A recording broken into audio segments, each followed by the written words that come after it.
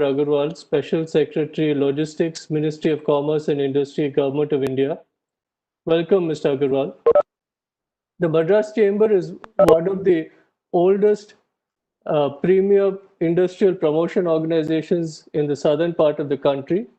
We are currently in our 184th year of service to trade and industry. We were established in 1836. We are almost the oldest chamber in the country. We've been an integral part of commerce and industry in the southern region, and a lot of the leading industries and businesses in Tamil Nadu are amongst our members. Uh, Being based out of Chennai, we have always been very linked with the imports and exports into the country, with major exporters and importers being based in this area. The chamber has also been very connected with the ports, both the sea as well as airports, which are there in Tamil Nadu, and also with the Exim community here. Many years back, the chamber actually was instrumental in bringing the port of Chennai after many years of struggle. And we have always focused on infrastructure and logistics to enhance the effectiveness of the international business that we have. The way the chamber works is we have several expert committees who act as think tanks in their respective domains. We have a particularly active expert committee on logistics who are organizing the seminar. And we're also fortunate to have people from our expert committee on taxation and other members who have contributed towards this particular seminar. We work very closely with the state government in trying to find out what are areas that we can work on to improve logistics and improve the competitiveness and bring in business to our members. The chamber has also signed an MOU with the Port of Antwerp and has taken 2 delegations to European ports and Dubai to get a first-hand experience of the state-of-the-art facilities there and to understand best practices which are there. Of course, we are not working in a vacuum. International trade and trade in India has been severely disrupted by COVID. Supply chains around the world have been affected, and we're coming to grips with lockdowns, trade restrictions, border closures, travel bans. And despite the opening of many economies, including our own country, there are formidable logistic challenges which we are facing and will probably continue to face. On the positive side, India posted a trade surplus in the month of June, and this is the first time that we've been able to post a trade surplus in over 18 years, with imports plunging due to the pandemic and the lockdown. Uh, Also, I think that one of the purposes of this seminar is to look at ways in which we can make ourselves more competitive. And a major cost for a lot of Indian exporters is actually the logistics cost. And logistics cost is not just the freight, but the whole process, the efficiency of the system, and a way in which we can get our logistics cost in international trade to something which is comparable with what is there elsewhere in the world. Uh, so the target is to bring down the transaction cost to about 8%, which is the world standard.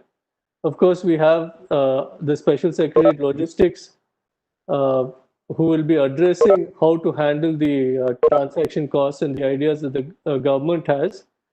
Uh, but I think one of the things that a lot of us have seen, especially in the last few months, is that the use of technology has really spread very fast.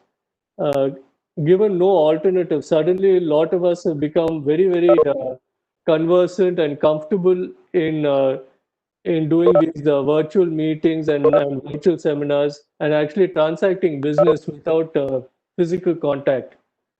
So, in light of this, there's also a lot of efficiency in processes which can be brought about. And we are very eager to work along with the government in trying to bring this about. We believe this is the need of the hour. There is an opportunity also which is opened up in terms of trade, where a lot of countries are moving away from China. And India definitely is allied with a lot of the Western powers and it gives us an opportunity in which we can also improve our trade going forward. Of course, to be competitive is important. So, Mr. Agarwal, one of the points that I wanted to highlight is Madras Chamber has actually been working very closely on logistics, both with customs, port officials in Tamil Nadu, and also with the secretaries in the government. And one of the points that we had is we believe that we could also add some value uh, through the Ministry of Commerce, and if there's a way in which we could also get engaged with the central government on this, particularly in logistics. We believe that we could add value to your ministry and also the government. So with that, I would like to welcome all the participants and the panels with a special welcome to Mr. Agarwal. And now I would invite Mr. Krishnan to introduce our special speaker today. A very good morning to all of you. Thank you, Mr. President. It's indeed a privilege to introduce Mr. Pawan Kumar Agarwal, Special Secretary Logistics, Ministry of Commerce and Industry, Government of India. He was earlier Secretary in the Department of Consumer Affairs, Ministry of Consumer Affairs, Food and Public Distribution. He was the Chief Executive Officer, FSSAI, for 5 years. He has also served in the Ministry of Skill Development and Entrepreneurship, Planning Commission, Ministry of HRD, and UGC in Government of India. It is particularly very glad that I need to tell you that he is a Fulbright scholar, having the recipient of the Fulbright New Century Scholarship of the Harvard University and the Emory University in USA in the year 2005 and 2006. He is a visiting scholar and fellow at ICRIER, New Delhi, and the Center for the Study of Higher Education and the Australia-India Institute in University of Melbourne. He has also authored books. He's author of the latest being the Indian Higher Education Envisioning the Future, published by SAGE in 2009. He has published on a range of issues on education, skill development, food and nutrition. And today we are singularly fortunate that he has taken over as Special Secretary Logistics, and we look forward to great things happening in your tenure, sir. And it is indeed my privilege to introduce Sri Pawan Kumar Agarwal, IAS. Thank you. Mr. Ram, can I start now? Yes, please. Can you hear me? Am I audible? Yes, you're audible, sir. You can start. Okay. Thank you. Very good morning to all of you, and felicitations on behalf of the Ministry of Commerce and Industries, Government of India from Delhi. So I'm so happy to be with you this morning when you are discussing about logistic issues in Exim trade in the new normal. I'll come to the term new normal. What are you referring to by new normal? In some sense, issues with logistics that we faced immediately after the COVID pandemic struck the nation and the world, I think those issues are broadly being addressed. So many of the issues that were immediate concern immediately after the COVID pandemic with the entire nation in lockdown, many of those issues have got addressed by themselves. Some of the issues remain, and some of those issues will continue to remain for how long, I really don't know. Okay, and nobody perhaps knows how long. But having said this, the new normal is, contactless delivery, use of digitization. These are things that will continue to stay with us. And in some sense, it is high time that we accelerate progress towards digitization, in which both the businesses in the logistics space, other businesses as user of logistics services, and also government, ports, and everyone have to come forward. And from our side, from the side of the Ministry of Commerce and Industry, Logistics, we are pushing this agenda, very aggressively, and you can see more action in this particular area in the coming weeks and months. But as Mr. Ram pointed out, there are still issues of inefficiencies. There are still issues where cost of logistics, including processes inefficiencies, is pretty high. Of course, measuring logistic cost, and he was referring to a global norm of 8%. Measuring logistic cost is as like counting your hair. You can say any number and no one can verify that. Okay, so in fact, for logistic cost for India, we have two numbers.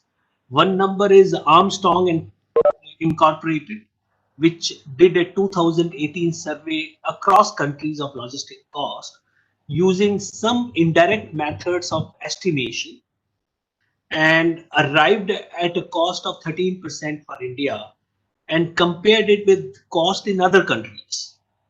But when the logistics division last year got the estimates done through NCAEAR, which is a premier think tank in the country, we got a figure of 8.1%. Okay, so if you call as 8% as the global best practice, we are pretty much there. So I don't think we should give too much of importance to these numbers. But the fact is that there are inefficiencies. The fact is that there is tremendous scope for improvement. And I think let us focus our attention on that scope for improvement rather than focusing on numbers. And therefore, what we are basically saying is that over a period of time, because of course our brains are hardwired to look for numbers. So since we do not know what is the current number and we don't even know what will be the future number, so we are saying that our attempt should be to reduce logistic costs by 5%. From whatever they are today to whatever. So if it is 8%, then it obviously will be 3%. So which appears to be somewhat unrealistic, because so we are not getting into this entire debate on the estimates of logistic cost. We are basically saying that there are inefficiencies, there is a scope for improvement, and we should work towards working towards making those improvements. Coming to Exim trade, obviously, we got recently through the ADB a study of operations of two seaports done, JNPT and Vizag. And what came out of that study is not, it basically is not very heartening. It is basically pointing out several problems with our Exim logistics, particularly in terms of inefficiencies and documentation in processes. So in fact, the study found out that in port operations we use 80 to 145 documents. Half of these documents are still paper-based forms.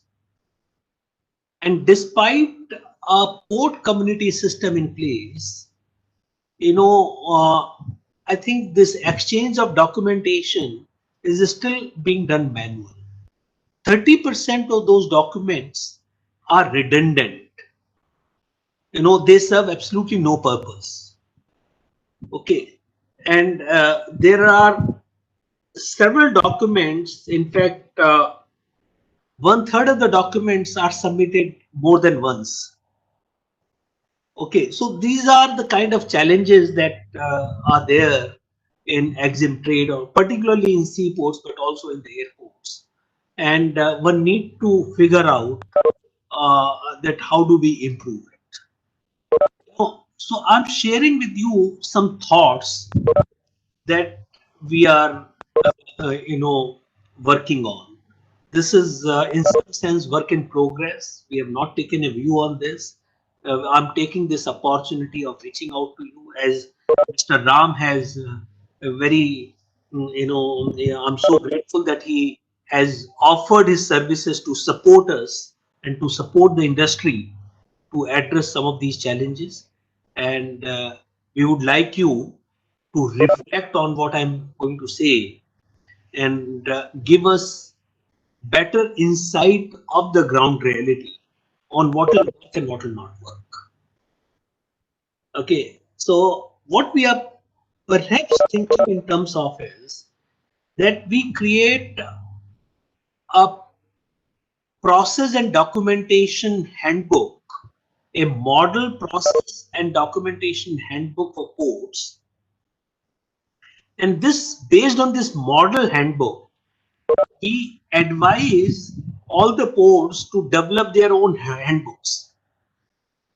Okay, so we provide a model and they develop, because port operations will have some variation across different ports. So to prescribe a standardized manual of sorts may not be desirable or may not work, but we develop a model thing, hand it over to you, hand it over to the port authorities. They, along with the community, the port community, the government agencies, develop something that is more specific to it, get it okayed by the logistics division, and then start operating on this. On an annual basis, we conduct a third party audit of the ports. Whether what you have yourself, we are not prescribing anything. You have decided, the port authorities and the community there, they have decided this is how they are going to go about it. How they have implemented it in reality. Okay, so, and then on the basis of that, we come out with what is referred to, what we are calling as a leaps. A leap. How many leaps have you taken? Logistics efficiency at airports and ports. So leaps that you have taken. कितनी छलांग लगाई है आपने? How much leaps? How many leaps have you taken in improving your performance? Okay, so I think in some sense this discussion that we are having with you is extremely useful to uh, uh, mull over these ideas that I'm sharing with you. Give us a feedback on whether or not this is practical and whether or not it interferes or it duplicates some ongoing efforts by other agencies, either public or private, and then move forward in this direction. Does it make sense? No, it definitely does. It definitely does, sir. I think, post this, we will get in touch with you and give you some feedback from our side. And then hopefully we can start a discussion and conversation over a longer term. Okay. And, I think in the government, what we have is we do not have the luxury of time. Okay, so I would request you, while obviously, to construct an idea and see whether it is by and large a working idea is one thing, but implementing an idea takes a long time. Yeah, And of course, more fine tuning can happen as we move forward. But my sense is that, the construct that I have given and I have shared with you this also has been arrived after discussions internally and with our consultants over the past few weeks. And in case you have a brighter idea, a better idea than this, please come forward and give us. We will abandon it and we will take your idea. And we will say it came from Mr. Ram during this conversation that we had with you. Okay. So I have nothing else to add. This is a systematic reform that we are trying to introduce in improving the port performance and the Exim trade efficiencies. We are also simultaneously, I'm sure many of you are aware about the National Logistics Portal, which we are now referring to as Indian Logistics Platform. We are working on that idea as well to take it to fruition as early as possible. And while a platform of that kind uh, uh, will take 6-8 months or even a year or more than that, meanwhile we are considering, can we think in terms of some other interventions that can quickly be rolled out and they then get integrated into the larger system. So there are small little things that can be done with little effort, which will then get embedded into the idea of the logistics platform. The PCS 1X for the seaport systems is already there, but as I mentioned to you, its uses is still a matter of concern. There are not too many, messaging or messages that are exchanged through this platform. So we have to apply our mind uh, how to ensure much better uses of the PCS 1X platform. And finally, when the PCS 1X platform is being upgraded to marine NLP, the logistics division is fully behind that initiative, and we would like it to succeed and happen as early as possible, as soon as possible. Okay. And so digitization is a big thrust, but of course I won't say too much on that because I'm sure the entire community has heard it several times over in the past 2-3 years, and you have lost complete trust in what I'm saying. कि पहले भी सुना है, अभी भी सुन रहे हैं, कुछ भी नहीं होगा, business as usual होगा. So I think we are under tremendous pressure to deliver something quickly on that front, and we will need your support on that. And thank you once again, Mr. Ram. I'll not be able to join.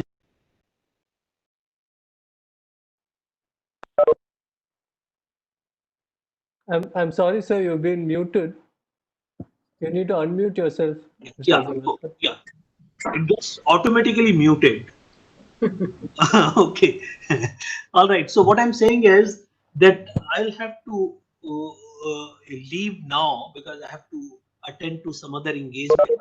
But I'll be extremely grateful if you could share with us, your response to the specific suggestions that I have made and other suggestions and ideas that come up in course of the deliberations today.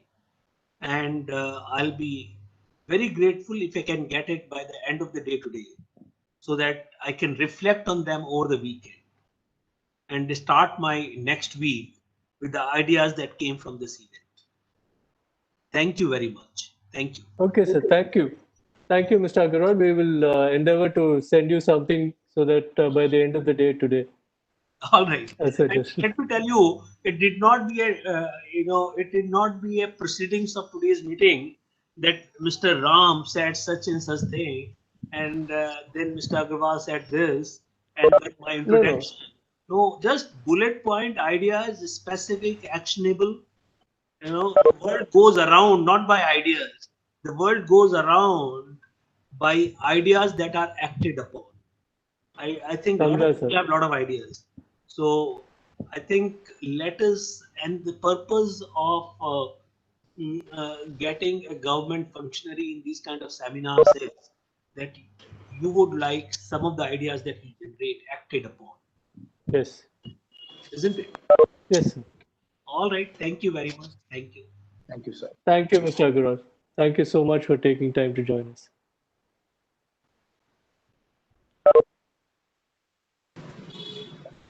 We will move on now to the next speaker. It was a great presentation, great lecture by Mr. Agarwal. Mr. Krishan, can I invite you to Yes. probably introduce Ms. Nalina Sophia? Yeah, it's my privilege to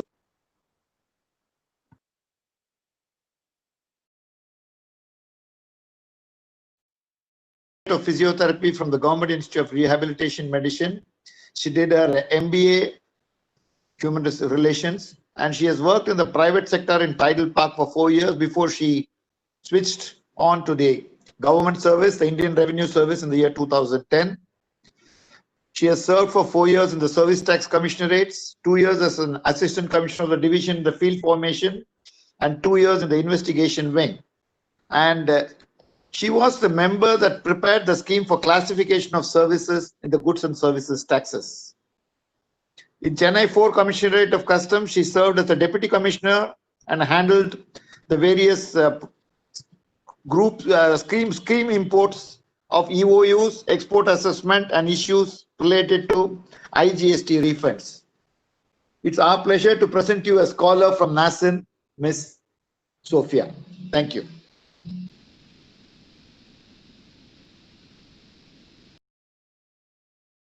Thank you so much, Mr. Krishna, for the kind words. I would like to thank MCCI for the invite first. Let me share the presentation also.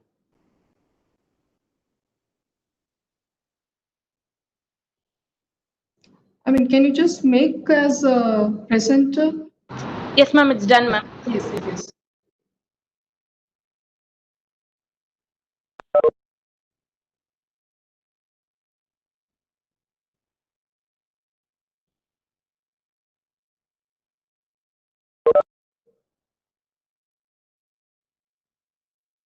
Good morning, one and all. We know in this new normal, it mandates so much of initiatives to face, to improve, to move ahead. I should say customs has taken all those initiatives for the trade community to move ahead.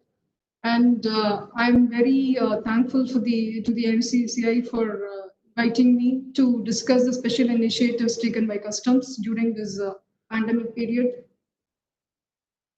Let me share, I may not be able to cover all the initiatives taken by customs because it's a very brief period that is given to me.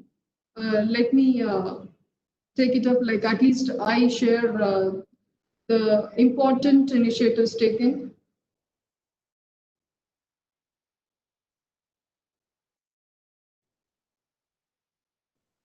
And one of the main important initiatives taken is the 24/7 operations in all the customs formations under EDI. This has been taken for, first it was introduced for a brief period of time. It was kept on extending and it was extended till June 30th. I mean, I have given the instructions also which had given about this details, and also CRCL labs were also advised to function 24/7 so that we get the test results, and at no way the customs operations are stopped for want of test results. So this, I should say, is a very important initiative that was taken by customs.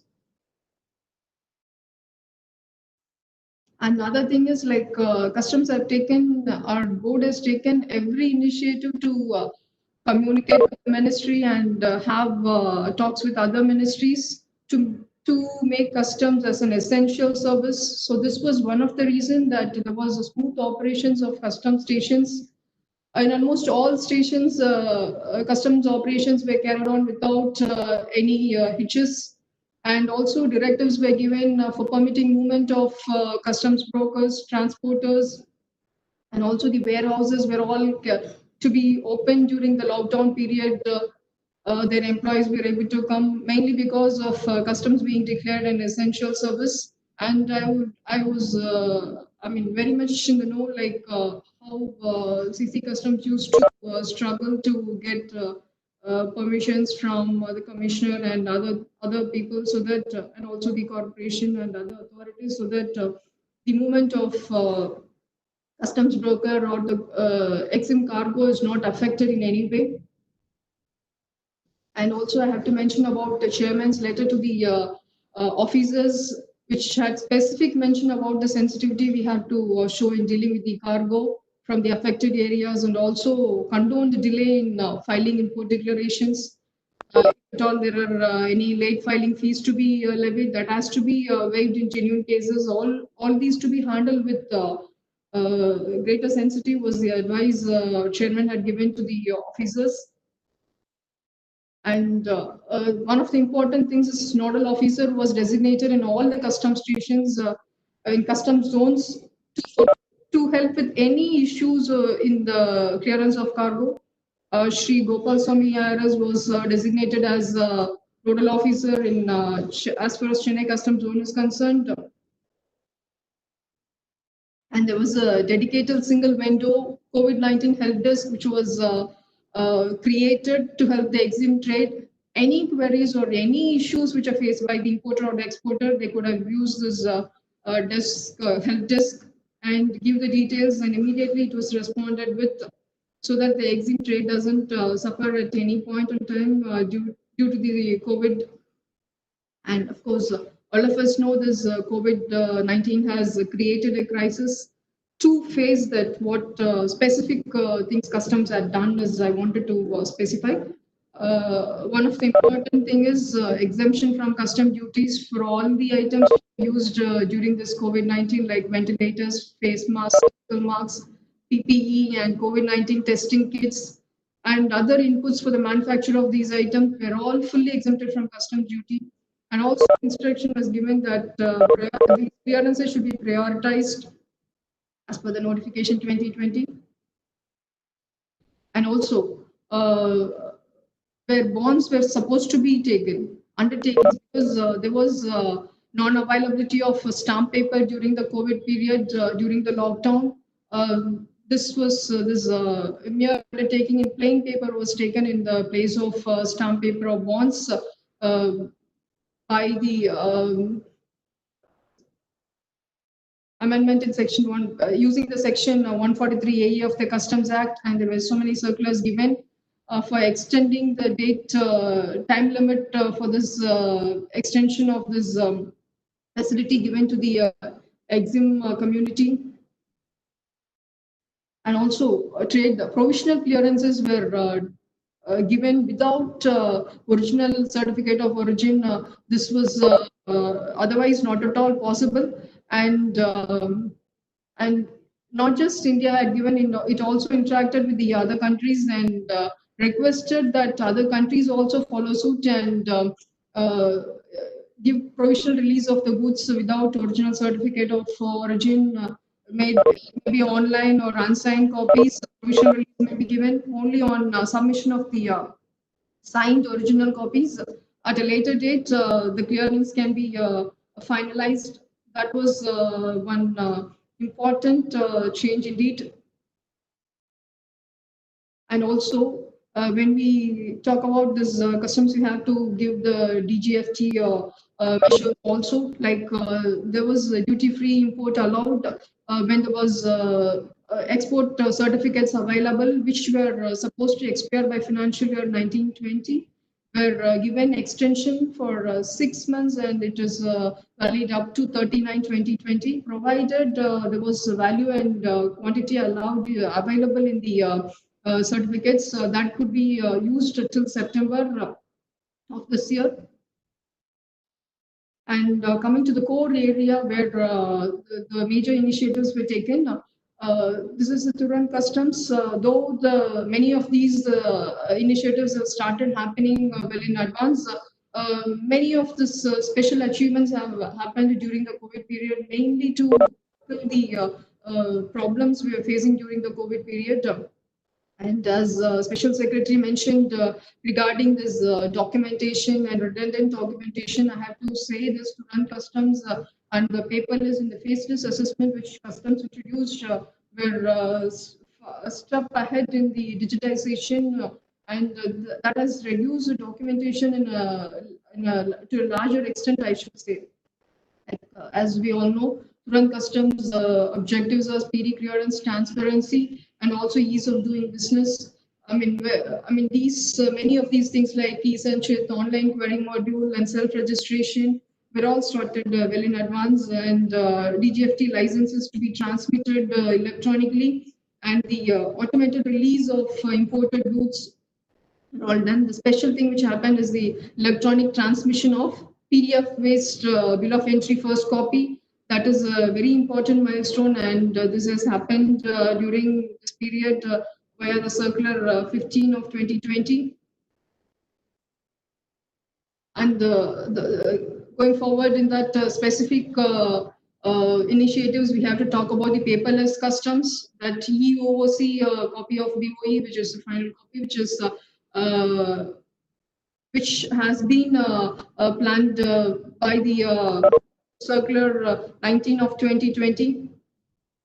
And also there are some features in the final EOOC of electronic out of charge bill of entry which is given. And this is in PDF format which is electronically transmitted through mail.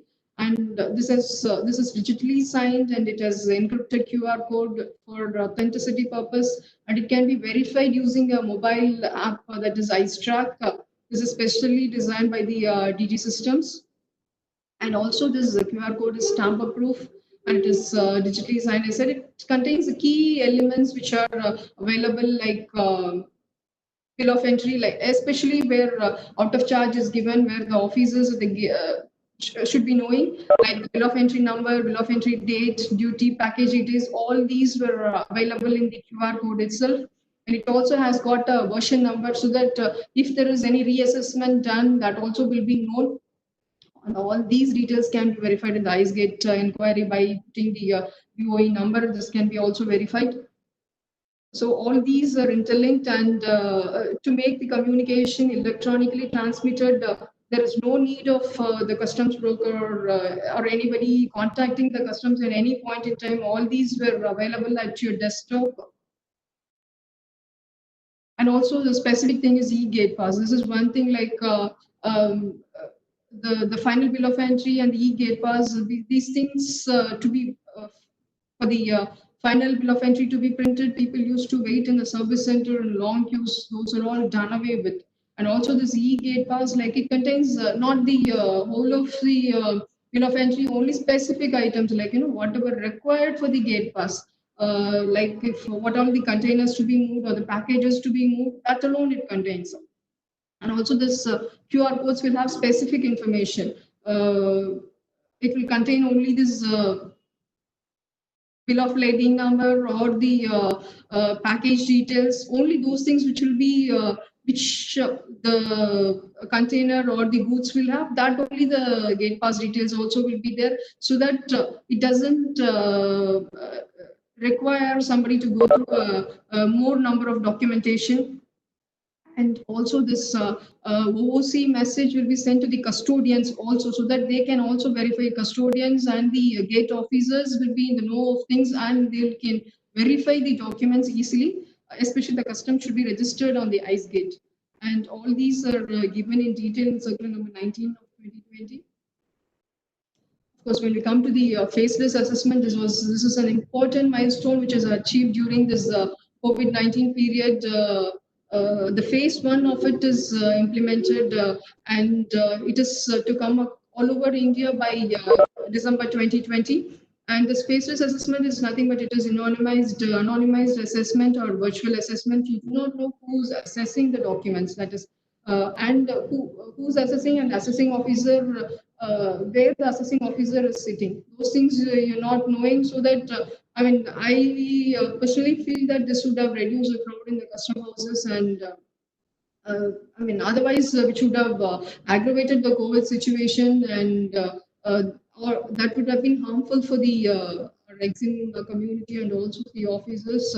All this has been averted mainly by this pilot project, I should say. I mean, though all the chapters are not come under it, but I think that electronic documents transmission also would have helped to a larger extent. And this in the days to come, it will be of very help, I feel. Right now, only chapter 84 and 85, that is 5 and 5A, items are gone into the faceless assessment. This is implemented in Chennai and Bangalore with effect from 8th of June, and separate national assessment commissionerates are also formed so that in future when we go pan-India, we'll be able to tackle things. And these assessment commissionerates study the, as of now, how the assessments are done in different ports, and they will come to a conclusion before this pan-India is implemented. And the faceless assessment is all covered in the notifications 50 and 51 and in the instruction 9 of 2020. Specifically, which covers in detail everything for the use of officers and also for the exam community. And for the faceless assessment, it needs some officer help desk that has been done by the Turant Suvidha Kendras. The Turant Suvidha Kendras accepted as it is 1 point help desk where you submit all the documents required. Though the assessment may be done at a different site, the documents needed like a bond, a bank guarantee will be accepted in this Suvidha Kendras, and also any other verifications that may be referred by the faceless assessment groups. So the KGs will all be done by this Suvidha Kendras.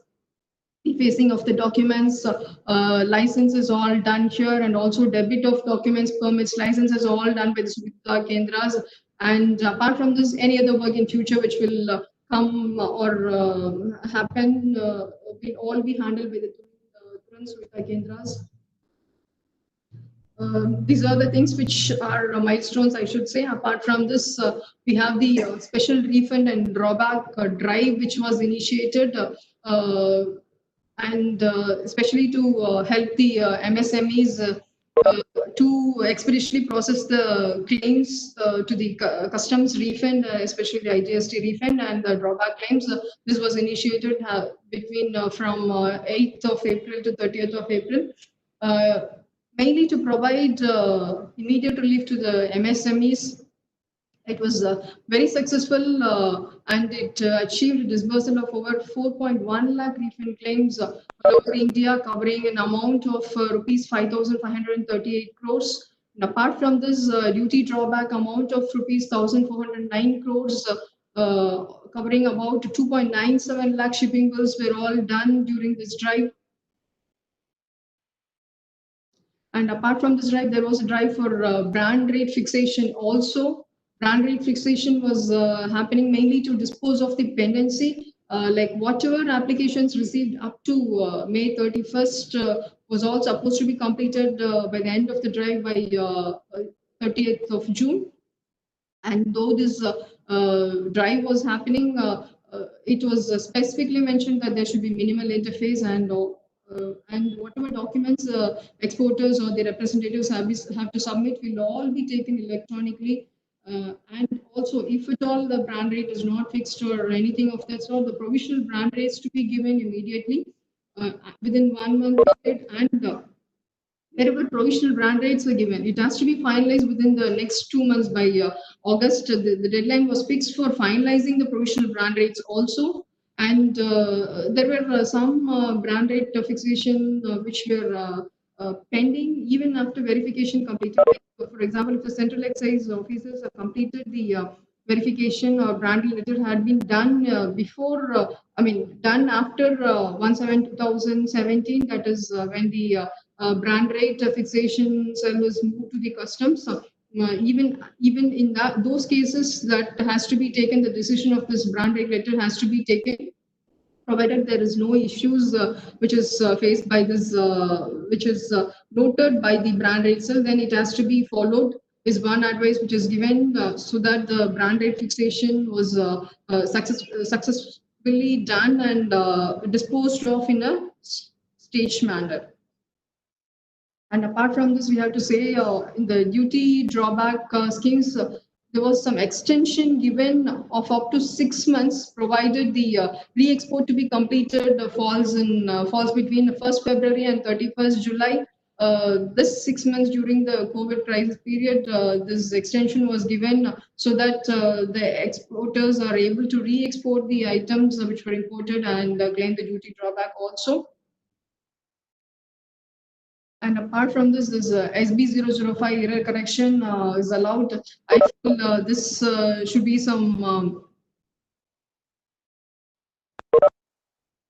this error correction has been happening from 2018 or so that, but it continues to happen for some reason or the other. The error correction has been this facility of SB005 error correction in IGST refunds has been given extension. I think it is a fairy tale like at least though it may be a workload for the officers. I mean, due to small errors happening in the invoice details, which doesn't match with the integration of the customs and the returns, that may lead to this SB005 error, but the error correction is done in the system to allow for the refunds to be sanctioned. And this extension is given up for the shipping bills which were filed up to 31/12/2019 as of now. And it is like it will be ever after or whatever I do not want to say. But anyway, it's a good thing that refunds could be sanctioned in an easy way rather than keep it pending because of this SB005 error correction. And apart from this, there were extension of time limits given in a few other cases, like where appeal has to be filed or any compliance under the Customs Act to be done, which is expiring from March 20th to 29th of June. Those are all extended up to 30th of June 2020. The deadlines are extended, and also for the AEO certificates, which were expiring between 1st of March and 31st of May, were all given extension till 30th of June 2020 to avoid any problems or issues to the trade community, so that they need not come to the customers or meet the officers to get this extension. They can. These were all sent. These communications of extension were also sent to the AEO operators through the mails, so that they are made aware of this extension of time limit also. And apart from this, I have to say this personal hearing through the online mode or virtual mode was this Customs Department was one of the departments which initiated it, and it was one of the departments which started it well in advance, so that through the video conferencing mechanism, personal hearing was happening, and all the documents and even letter of authorization are to be submitted, all to be submitted through email to the official mail of the office. So personal hearing, I can say for sure that it was Customs Department was one of the pioneering departments, like which started this personal hearing in the government department, among the government departments, I should say, especially to handle the COVID crisis. And apart from customs doing so many things, it had in coordination with the other agencies helped the trade community in a very in a number of ways. For example, with FSSAI, it allowed for the import clearance of edible oil and food grains based on only visual examination, and only provisional NOC will be given. Need not wait for the analysis or test report and only on receipt of the analysis report, final NOC to be issued, but the goods are not to be kept pending. It has to be moved immediately or cleared immediately. That was the instruction along with the FSSA, and along with DG Shipping, it had taken initiative, and shipping lines have been asked to not to levy any detention charges on the containers which were held up mainly due to the COVID situation. The containers were not able to move out or continue their movement in a normal manner. To handle that, the shipping lines have been asked not to levy any detention charges. and also it coordinated with the port and airport authorities so that space is available for storing the Exim cargo, which were all held up during the lockdown, not be moved in a better way. And also it had wherever letter of intent was issued for setting up ICDs or CFS got expired during the lockdown period, it extended the validity with the approval of the Interministerial Committee till 31st August 2020. Apart from this, not just this custom or Exim and Exim trade community, it is customs has helped during this crisis. Even the public, it helped in the specific export shipments of critical drugs, pharmaceuticals, test kits, everything across the borders, and most of it government, which were items crossing the borders on government grants or donations. Those shipments were all facilitated by customs, and also I should say that customs contributed in a major way for the success of the Vande Bharat mission, for the seamless clearance of passengers, helping with their procedures and avoiding delays. It helped them, and also it facilitates repatriation of national standard on other countries through the port and airport activities, and it helped with the procedures and swift clearances and of their baggages, everything. So customs had been contributing in a major way in the public service during this COVID crisis. Apart from this, on behalf of the customs, we request that importers be advised to file advance bills also. This will expedite the customs clearance, and also importers are requested to pay the timely payment of duty, take delivery of the cleared goods as far as possible without any delay. This will help in prevent clogging of the customs area. Not just it will be helpful for the other Exim community, it will be for the same importers, like because their next consignments may be coming. That is a important thing which importers have to take care and keep it in mind. These are the few measures which customs had taken during the COVID crisis, I should say. And I mean, there were a lot more, but due to the paucity of time, like I wanted to stop with this and give all these in brief. Thank you so much for the patient listening, and also giving me an opportunity to brief on the special initiatives taken by customs during this period. Thanks once again.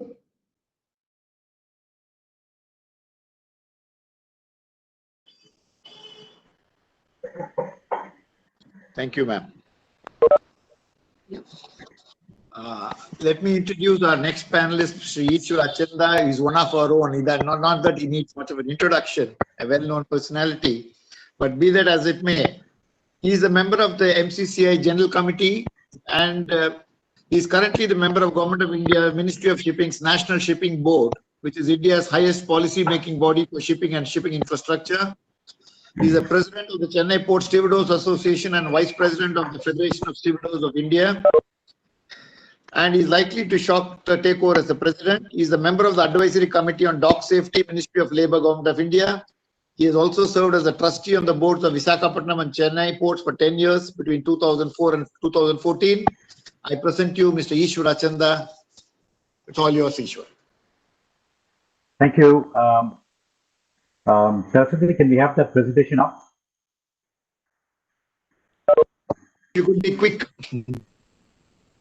Saraswati, can we have that presentation? Yes, I am doing, sir. All right, folks, while that presentation is being loaded, good afternoon to all of you. Ms. Nalina, nice to hear what the customs has done. Thank you so much for helping us in the trade. I'm actually glad that Mr. Agarwal said that we must accelerate digitization. And then he went on to say that, everybody's talked about it, people have lost faith in the government. But I don't believe so. Mr. Agarwal, I'm sure this message will come to you, but I think the new normal is all about this. There's nothing else that we can do, given that we don't know where we'll be tomorrow. We have to plan for the future, which is 10 years from now. And the only plan that I think that we can make is in the way of digitization. So for me to, how do I get to the next one, Swarna? What's the control? Can you give me control, please? Yes.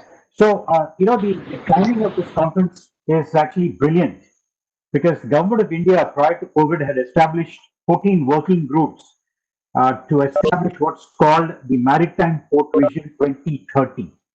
And as a member of the National Shipping Board, I happen to be nominated to several of those boards. So in one of these groups, our task is to predict, and the word predict, today the new situation is very difficult to do because there are enough people to hang us for incorrect predictions, and there are a number of people who say that we're being very, low on our predictions. So we have taken a conscious call to use 6% as a GDP growth. I'll talk about it in the next slide. So we have found that you need to click. Can I have a control, please, Swarna? Yeah. So you'll find that by 2030, we are expected to handle 2.4 billion tons in our ports and terminals. Currently, we are at 1.3 billion. Those of you who follow the ports business, we are the next problem, and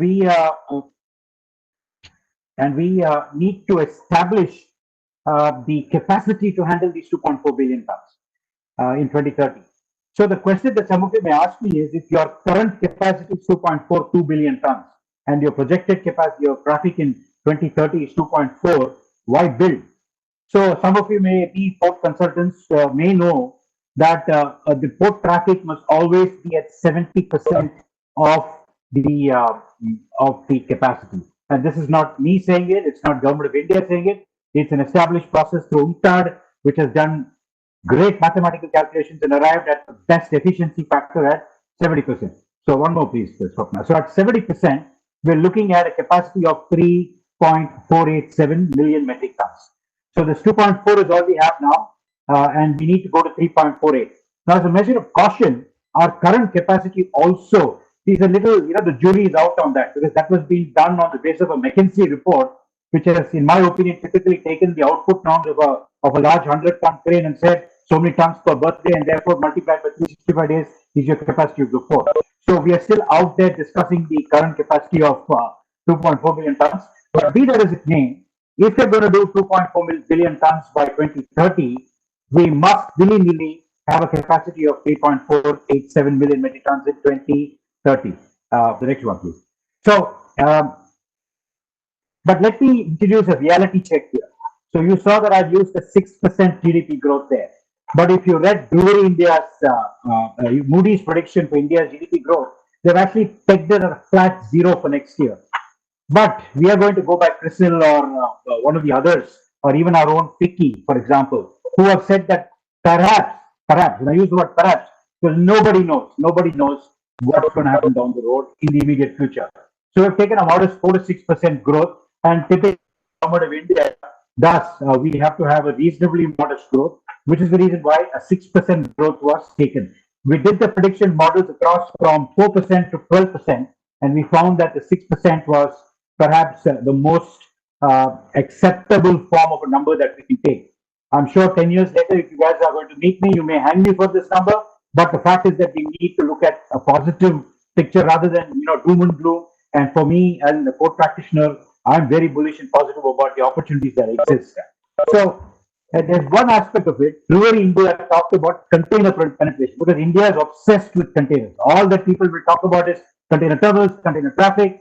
So if some of you know this, we said we do 38 million TEUs in 2020.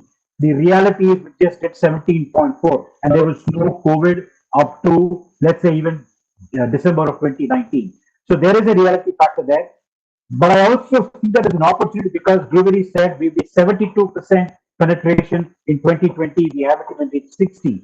But to me, I don't look at it as a negative number. I look at it as a positive opportunity to drive more of our cargoes into the container penetration, into the container mode.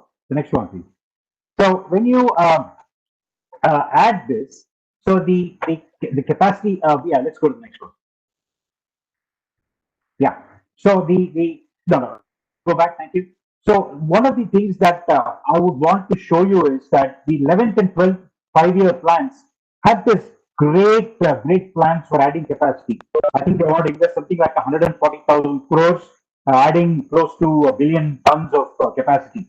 Now this is here, but the actual fact is that just about 75, 80,000 crores was spent, maybe about 5 or 800 million tons of capacity was added.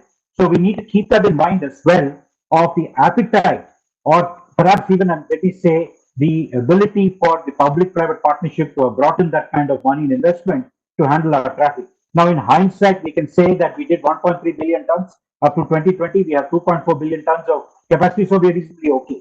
But that's not good enough. If you're a port planner, we actually need to have the numbers on the ground. Can we go to the next one? So when we so the whole thing, the whole driver of government of India today, in my opinion, should be, and I'm glad to say that it is, because I have a sort of a inside seat into what government is doing in the Maritime Port Vision 2030. Is there's a 2030 vision document.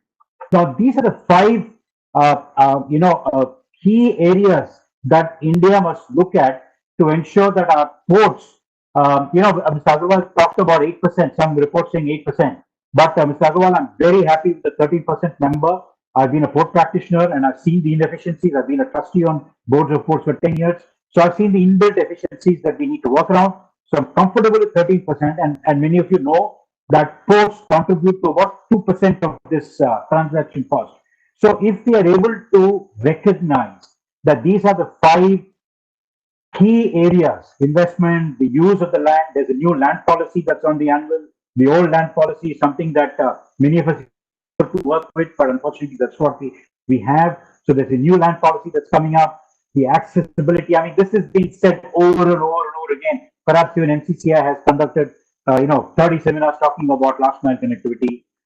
We need to talk about the shipping facilities.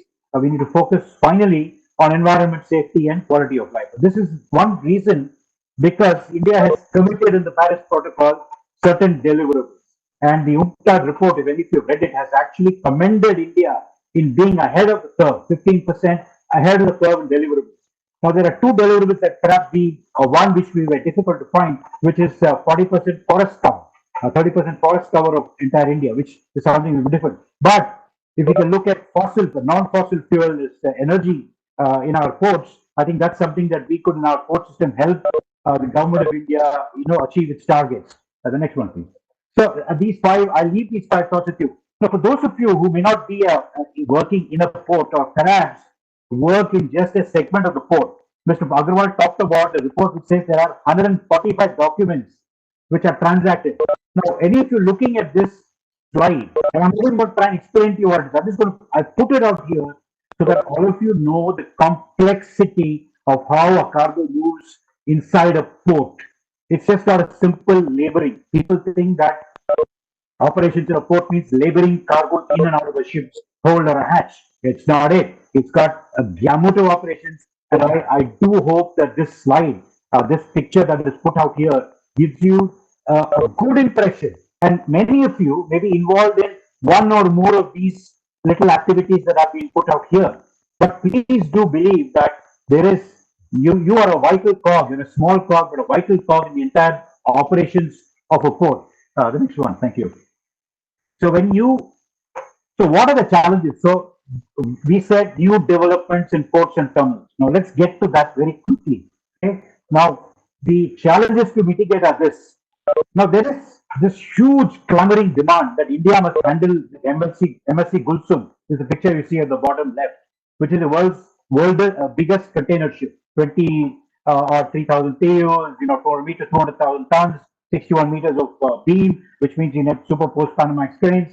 And there's a picture on top of the Valanax vessel, which currently Brazil is loading ore with to send all the way to China. And we are not loading it. We only do at the most ship sizes of about 120,000 tons.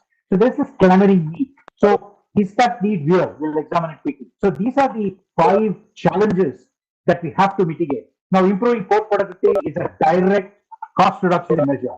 We talked about transaction costs. If I can bring a cost of handling a ton of steel from 100 rupees a ton to 50 rupees a ton and pass that back on, it's almost $0.75 in today's terms. And believe me, ladies and gentlemen, if you're fixing several million tons of steel, $0.75 a ton means a lot of money that can be saved. And that's across every cargo that can be handled in these ports. So Another issue that we're facing is regional competition. So a lot of people talk about how Port Kelang and Colombo and all of these, the Tanjung Palapas is taking away our 2.5 million containers which get transshipped. So we have to react to it. Talking about it is not good enough. So how do you react to it? I think we've spoken enough. This country has spoken enough. And I'm so glad that government of India is actually working on a paper. And it's just not a simple paper that's going to find gather dust somewhere. And I'm sure that we would, and ports and terminals. I mean, I think every one of you who's been inside a port knows that the streamlining and the environmental issues around these ports, we are perhaps still in the Stone Age. If I may use that slightly stronger expression, we need to very quickly move, right? So the question is this, the next one, please. The question is this, how quickly can we move? So we need a vision objective. So the government is actually talking about a statement that we need to do. Is zero waiting time a statement? Yes and no. There are inbuilt positives and negatives to it, but yes, we must get to there. These are all, so once we write the vision, and I believe that these 3, 6, 9, 10 vision statements perhaps give us a composite picture, and perhaps when you draw an equal to sign next to it, you'll say less 5%, less 6% a transaction cost in our ports. Okay, now we've talked about this. I think in every seminar you've talked about we need to be better, we need to have better turnaround, we have reduced order, we've done all of that. So what is the strategy for it? So this is the strategy that we have written, okay? And what has emerged is that this country doesn't have a national master plan for our ports. And this is very glaringly evident. You can see 3 port clusters. Even if you're in Chennai, you'll see the Chennai, Kattupalli, and Ennore port cluster. There are 3 ports which are regularizing cargoes in the same hinterland. There's a massive havoc created to the environment, north in Pulicat Lake. So we don't want port clusters like this that create all of these. So the national design, a national master plan that's going to embrace all of these, and that's currently a deep dive study that's being done. We have a top-class consultant in India who's been brought on board to help us railroad that. And then finally, we have these goals and objectives that we have defined. And I'm going to just talk about 1, 2, 3, 4. The 5th one, the revisit the technology upgradation, because that seemed to be the theme that Mr. Agarwal also said. That's the theme that Mrs. Nalini also said, of the quantum of technology that they have brought into mitigating and managing COVID. The next one, please. Right? So now, while in all this, I have to warn you that the air, land, sea, water, everything is owned by government, which means what? The government has got a whole series of acts and laws that go with building a port and a terminal, right? Now, these are the acts, and I use this little symbol on the top left, which is a draconian symbol. And it is true, because some of these acts are not the doing of our current governments. They've been written by the British, which is typically used as a like a ruler ruling over a subject. So if you read most of these acts, an 1897 Fisheries Act, how is it relevant today? An Indian Port Act of 1908. I mean, it's absolutely irrelevant. So these red lines there actually tell you that the government is working very hard on 4 of these acts, which are very relevant to our livelihood. And I would use livelihood because every one of you who are sitting here earns his or her money out of doing work in the port. So the Merchant Shipping Act is now Merchant Shipping Bill 2016. It's been rewritten.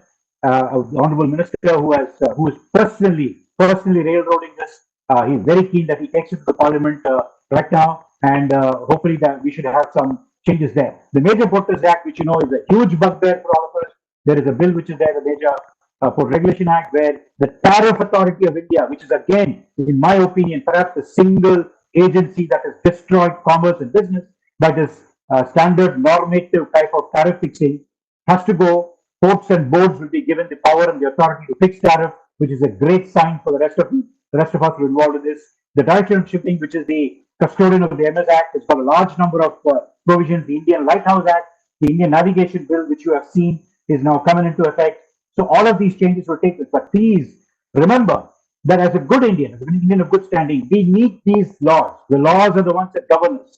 But what we need is urgently for government to understand, and I believe they have understood, a very strong, quick, empowered committee that works between the state and the central. And unfortunately for us, shipping is in the concurrent list, which means both the state and the central have got their, fingers in the pie, which means that there is a lot of, time between when you write the DPR to getting a consent to operate. There's a huge gap. All of these laws and regulations have to be, taken care of. The next one. So please keep this in mind that we will continue to work with these. So finally, what is the solution? It is technology-driven, smart and safe ports. Now, this group called it Internet of Everything. I found this a fantastic city. When you have all of these requirements, and as you can see that this encompasses every single small stakeholder, such as yourselves who are in this seminar today, performing a vital role in our, the entire port chain. So today, starting today, we have to make that move, and I believe that we're making the move. The PCS system that Total has launched is a good beginning. Mr. Agarwal talked about certain issues with it. Yes, there will be issues. There will be resistance.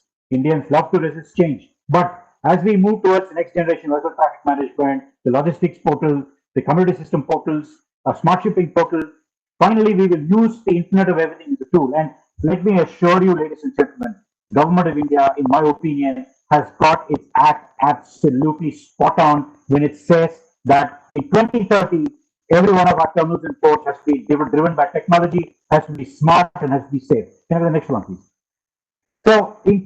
I would like to refer to you. It's just not India. So it's just global. There are 6 ports that we studied: Rotterdam, Singapore, Barcelona, all of these ports. So there is an UNCTAD smart model port. Okay. Now I just want to say, some of you may ask the question: are we at the 4th generation 2004? I don't think so. I don't believe that we have reached the 4th generation 2004. Perhaps we're somewhere between the 3rd generation and the 4th generation port. Now, are you asking me, and if you ask me, can we make that leap without having reached this? I say yes. Mr. Agarwal talked about how many leaps we do take. This is exactly the leap, ladies and gentlemen, that we must embrace and take. We have to go from where we are in our ports and terminals straight up, work towards getting to that 2030 model. I would change that 2020 5th generation to 2030 will be realistic, but this is exactly what UNCTAD wants us to do, and we are signatory to 99% of what UNCTAD says. So I believe that's something we could also embrace very quickly. The next one, thank you. So, what does it do to you? You are the stakeholder. The person watching this is the stakeholder. So these are the various, the impact on society, the green energy, sustainable development, the Paris Protocol, which we said we would do.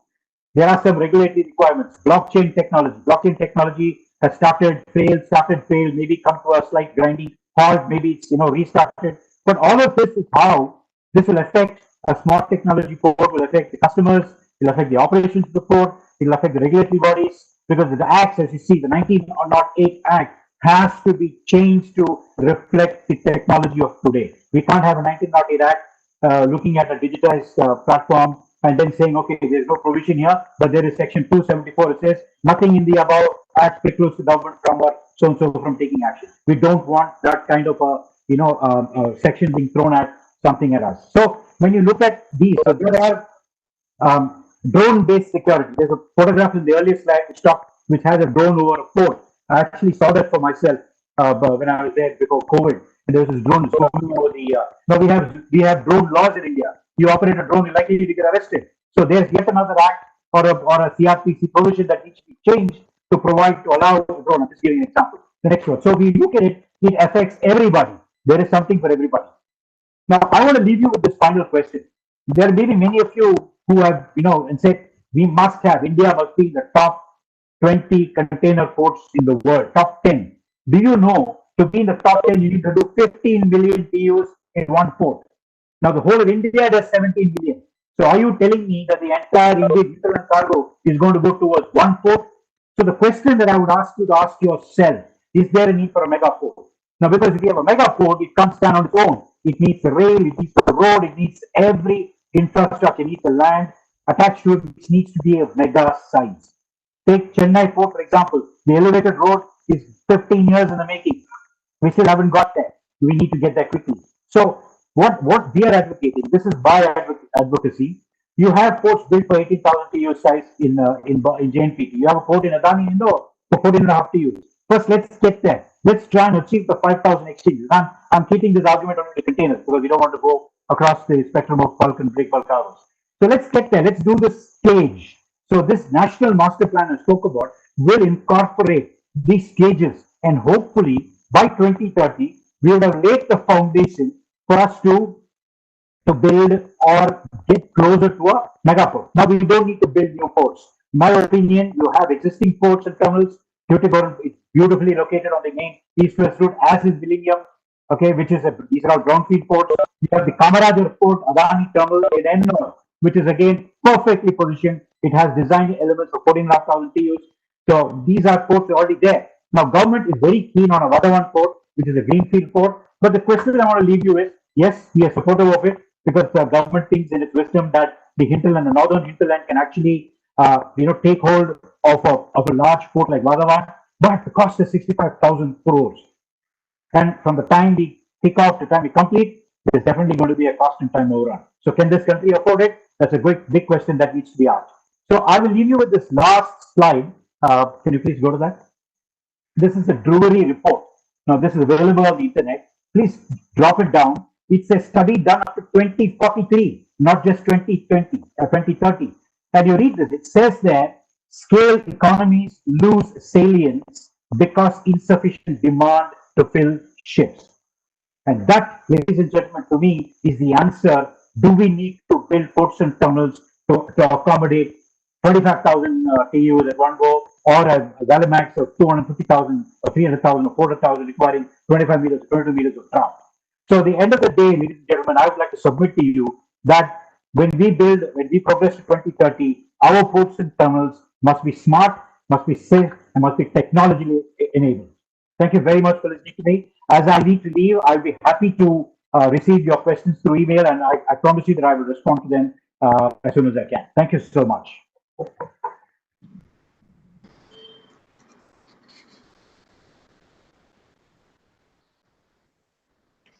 Yeah, it's now my pleasure to introduce to you Sri Krishna Kumar Nagarajan, Senior Vice President at MSC Shipping Line. He's a physics postgraduate from Loyola College, Chennai, and has done his MBA from the Great Lakes University. He started his shipping career as a management trainee with the Maersk Line, and he has worked in various positions in container business in Hong Kong and Egypt. And currently, he's the SVP managing MSC operations in South India. It's our pleasure to present Sri Krishna Kumar Nagarajan. Thank you.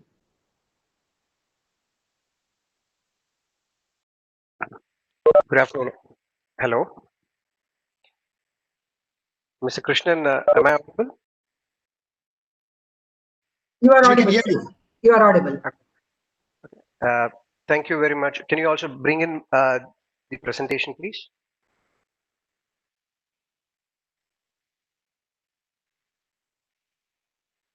Yes, sir.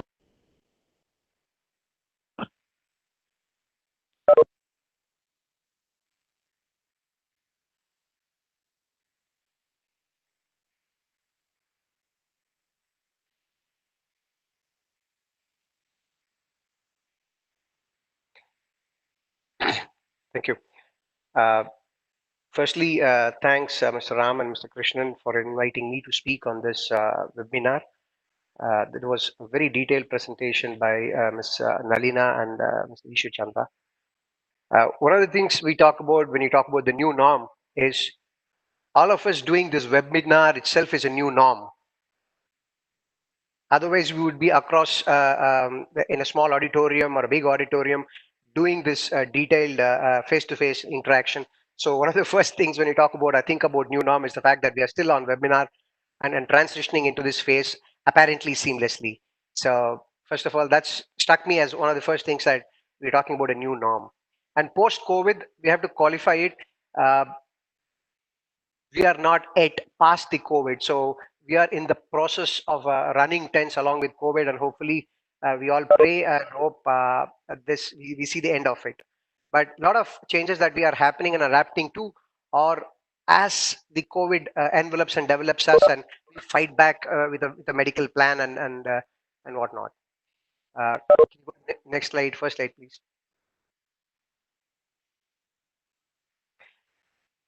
I have a very brief presentation. It's not more than 3 slides. Just to elaborate from shipping side, from a seaborne community side, what we are seeing, what just happened.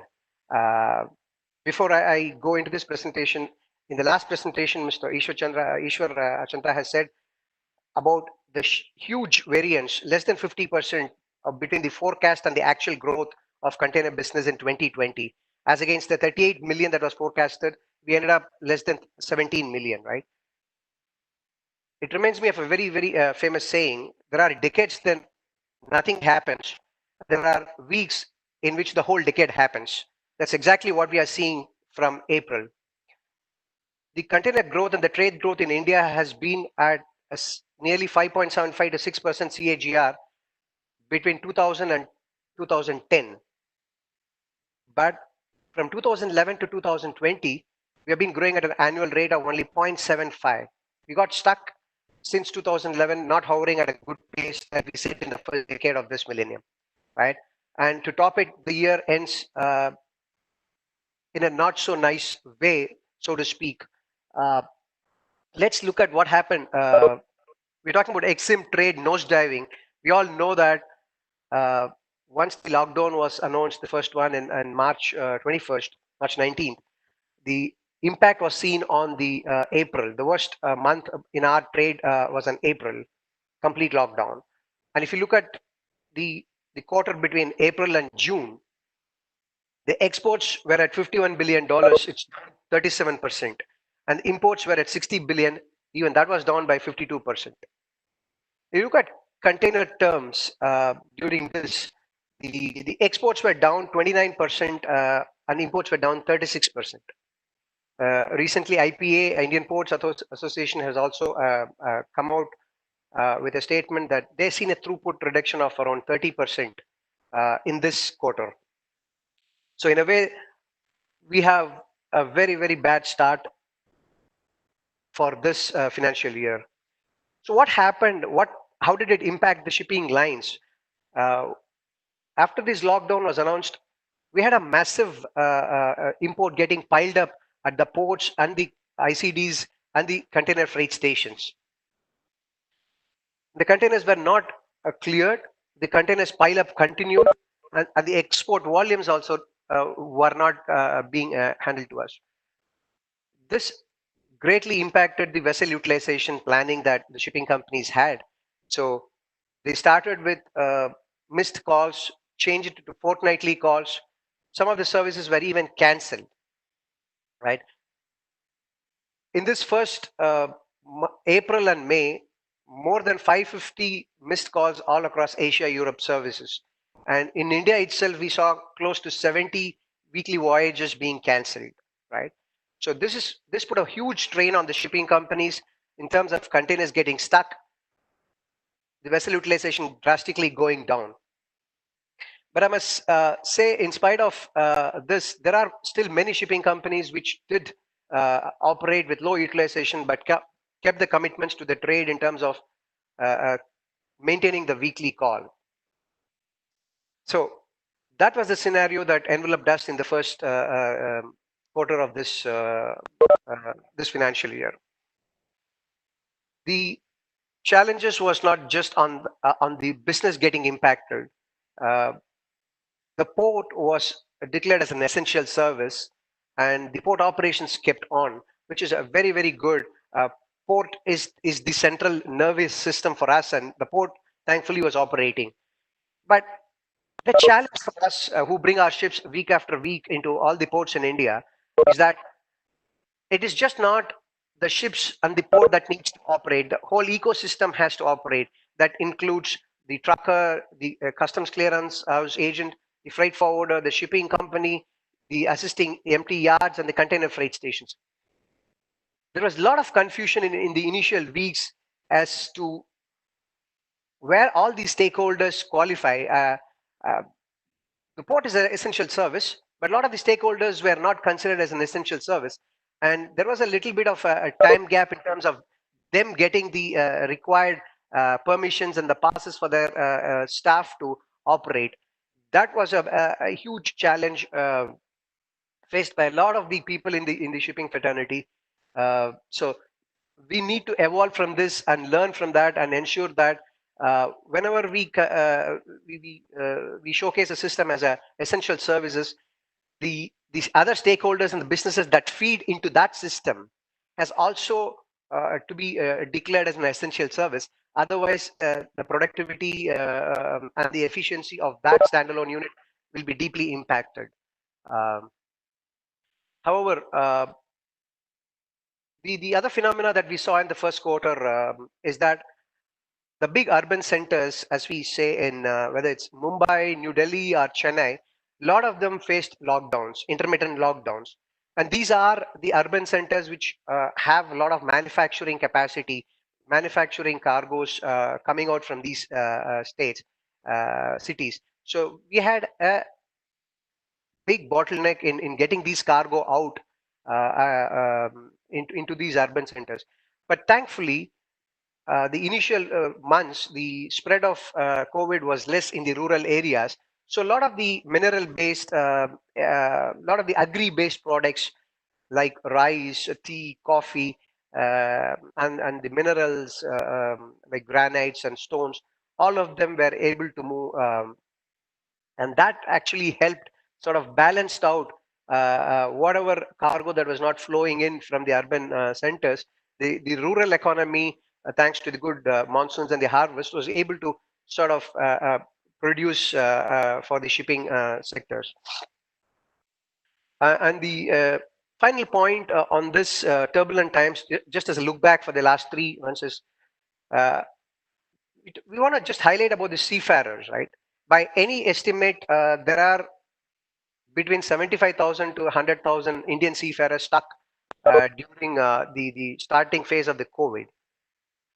And most of them were supposed to sign off and then reach home. But unfortunately, they were stuck, and many countries closed down. The aviation was shut. So they were not able to sign off from wherever, whenever their term finished, and they were not able to fly back. So this catastrophe led to a lot of them being forced to work on those ships. A week, 2 weeks, a month, some of them stretched to months on.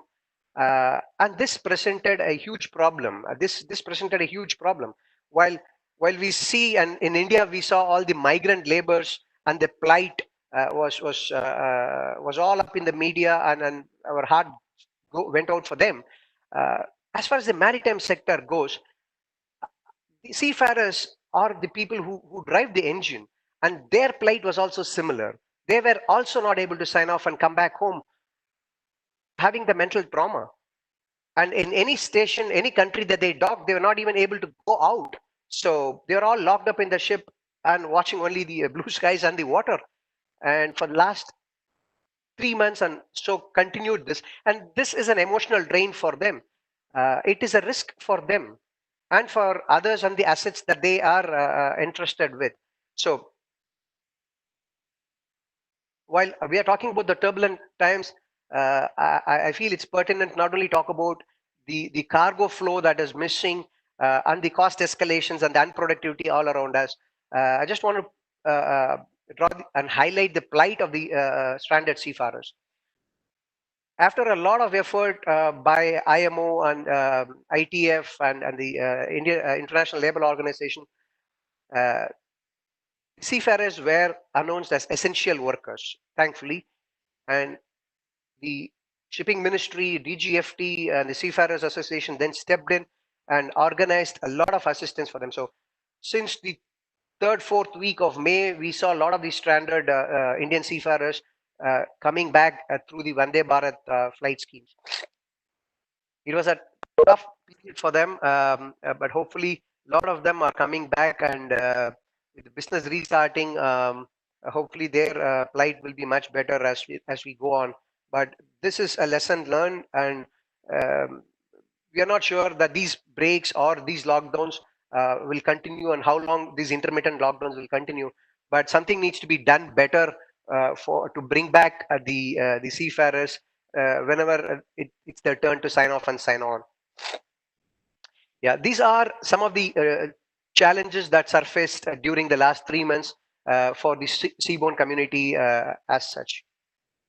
Can you go to the next slide, please? Yeah, thanks. So coming back to what are the major concerns going forward for us, for the seaborne community?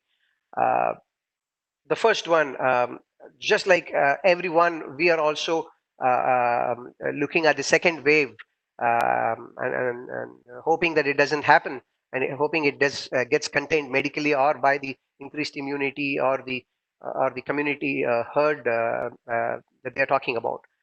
Because if the second wave does come in, it's going to be furthermore lockouts and furthermore challenges for the industry. And as somebody living the space as a derived demand, it will impact the shipping lines as well.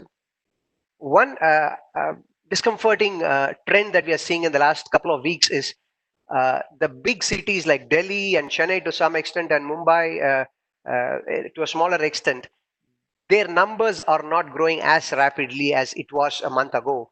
However, the numbers in the districts have started to crop up, which is a worrying sign for us, because in the last 3 months, the rural economy is what has been ably guiding us and assisting the utilization of the ships and the Exim trade. So that is an area of concern for us. The other thing just want to touch about is the geopolitical tensions. Uh, we saw the challenges faced by the importers who imported from China and Hong Kong last month. The delays in customs clearance and the pressure built on by the major exporters who needed these products as raw materials. To a great extent, our automotive field, chemical field, industries, and electronics industries are still reliant on the Chinese products and raw materials and APIs. And any escalation in this geopolitical tension will have ramifications for us as well. We are already starting to see signs of some holdups of Indian containers going into China, especially the seafood containers going from India. We are hearing about delays in clearance and delays in payment through the Chinese banks to the Indian exporters. So we wish that these unfortunate events get leveled, evened out quickly, so that we are, as it is facing a huge, colossal challenge on our hands in terms of the COVID. We just don't want to see another disruption for more reasons than just economics and for our livelihood. Uh, the uh, the other concern is a weak global demand. Various estimates are pulling the global demand into anywhere between -7% GDP growth to -13% GDP growth. So what we are seeing still is US is the biggest economy, is still reeling under the COVID crisis. And that is putting paid to a lot of companies. We're already seeing some of the marquee retailers in USA. They are reducing the number of shops. Some of them are declaring even bankruptcies. And in the first couple of months, we did see a lot of European retailers reducing the number of stores, closing down the working time. So the weak global demand will itself be a big deterrent for our business and the seaborne trade from India. We wish and pray that this COVID crisis is contained, so that the businesses can pick up the demand that has been stagnant for a while. The last and one of the major concern is around about 2016, 15, 16, there was a lot of consolidation among shipping companies. We were hit with massive surge in capacity and sudden sharp dip in the global demand. So that put paid to a lot of M&As in the shipping field, and we had even had bankruptcies and a period of stagnation for the shipping lines. Now, even before we walked into this COVID crisis, there was a little bit of challenges for some shipping companies, because in gearing up towards 2002 IMO low sulfur regulations, the shipping lines had invested heavily last year to be ready for IMO low sulfur 2020 regulations, having spent on LNG fuel alternatives or on scrubbers or on investing on buying low sulfur fuel for their ships. It's a huge, massive $20 billion investment across all the shipping lines. So when this new calendar year approached, the shipping lines approached it with a lot of hope and peace, with a semblance of credibility and safety. But after the first 2 months, the kind of black swan events that are thrown our way has really stressed and continuing to stress some of our shipping lines. We have already heard news of some of the even Indian container shipping company, coastal shipping companies being bought over by other logistic companies or the terminal operators. And there are also cases of smaller shipping companies who are divesting their assets, even some of the core assets and even their real estate assets to kind of to stay afloat.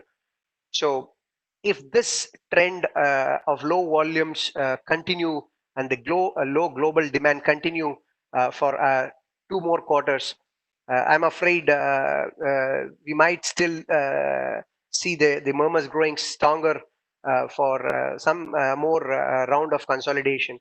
And that, if it happens, is not a good news for anyone in the industry, whether is an Exim exporter or importer or for any of the shipping lines or the stakeholders dependent on that. So these are some of the major concerns that we have. Can you go to the third and final slide, please?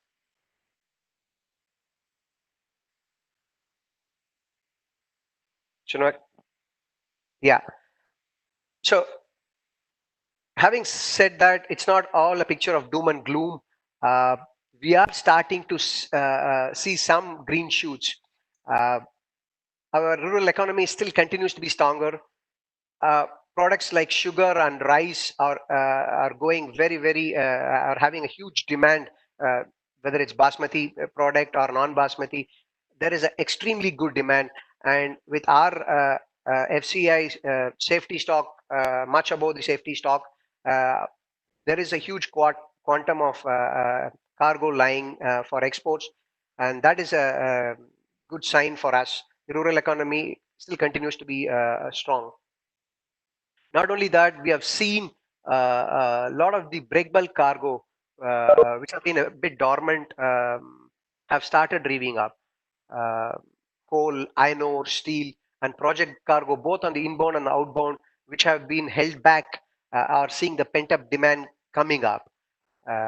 We, especially for steel products, China is stocking up strategically, and that is good news for a lot of our steel product exporters. So we are seeing a healthy business coming up. There is a good traction coming up. In fact, the June saw the first month where the exports were 6% above the last June, after 2 successive months of April being negative by 60% and May a negative by 29% in terms of export growth, container-based export growth. Surprisingly and happily, June recorded a 6% growth. But the flip side is on the imports, the impact in April was not seen much because the containers have already come in on the ships and they are in the ports. So we only saw a small 16% degrowth on April. That grew to negative 42% in May, and in June we have had a negative growth of 48%.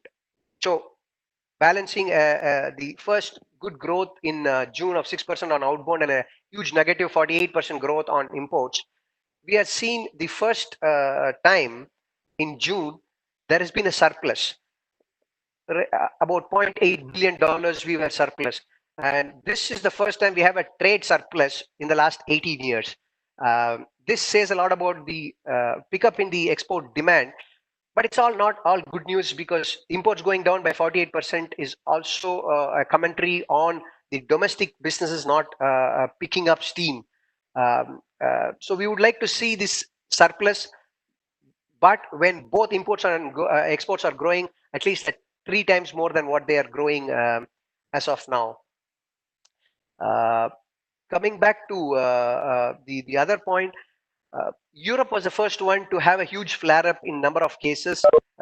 It's Italy, it's Spain, and to some extent UK and other continental Europe.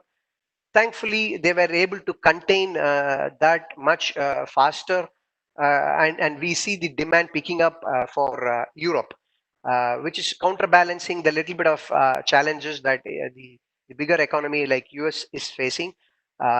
So we still hope the pent-up demand from Europe will give an impetus to our exporters to kind of execute the orders. Whatever we are seeing as the held up orders, postponed, the delayed orders of April and May, we're starting to see the lot of demand coming up. As late as today, there was an article in Hindu about the exporters in Tirupur getting back their orders. So, which is a very, very good sign that the industry is starting to see the first emerging green shoots, and we hope that sustains. Last but not the least, both Ms. Nalina and Ms. Achanta touched about extensively about the digitalization. Let's face it, shipping is not on the cutting edge technology when it comes to other industries and comparing us. So it's really olden industry, but the kind of transformations that have been happening in shipping in the last couple of years has been pretty good. And in some sense, I look at this crisis movement as something that pushed the lines and all the associated stakeholders into making that leap, into adapting to that, either out of necessity or out of realization that this is the way forward. The lot of process automation and digitalization adoption has come in. As simple a thing as a transactional document like a bill of lading, um, which is evolving into a blockchain concept where a lot of trials and tests are going right now. And the Ministry of Shipping has also written their recommendation to the Ministry of Finance and to the banks, asking them to adopt the digital bill of lading for all transactions. There is a lot of body of work going on by various stakeholders, and lines are also investing heavily in blockchain technology to gear themselves for paperless transaction in future. Not just that as a document, as a bill of lading. Much has been said about PCS. Yes, there is a little bit of delay in terms of implementation in all the stakeholders registering, starting to use, transferring documents and getting visibility. However, there is a lot of activity happening in the last 2 months on PCS, and I'm sure that we will see more such usage in the weeks to come. Not last, not the least, there is a consortium. There is a forum among all the shipping lines, most of the major shipping lines. There's an association called Digital Container Shipping Association, formed by 5 major lines. More and more shipping lines are forming.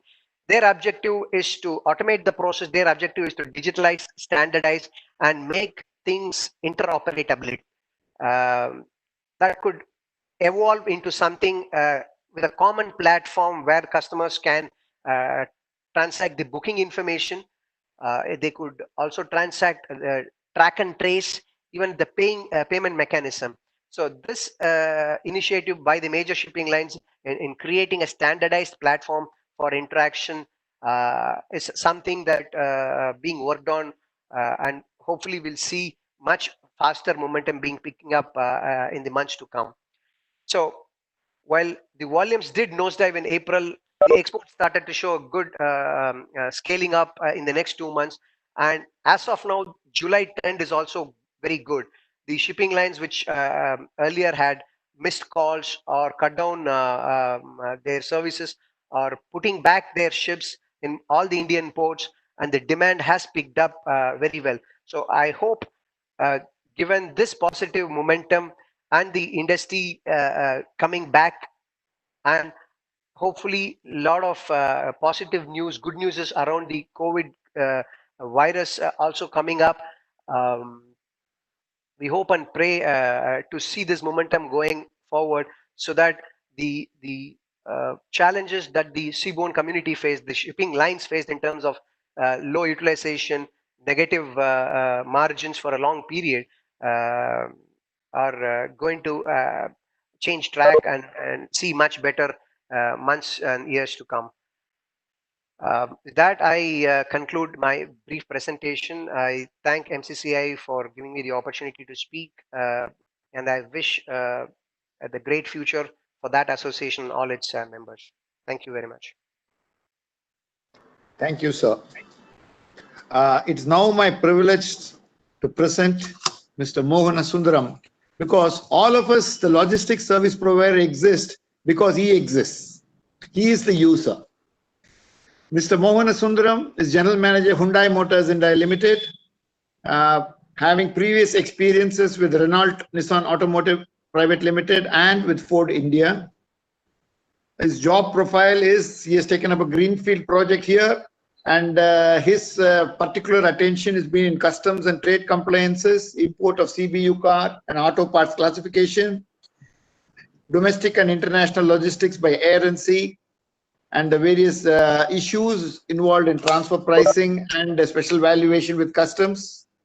And I give you a user is what does the user expect in this change time. So it is our pleasure. Actually, we exist for the user, and let us hear the user on what he has to say on this situation. Over to you, Mr. Mohana Sundaram.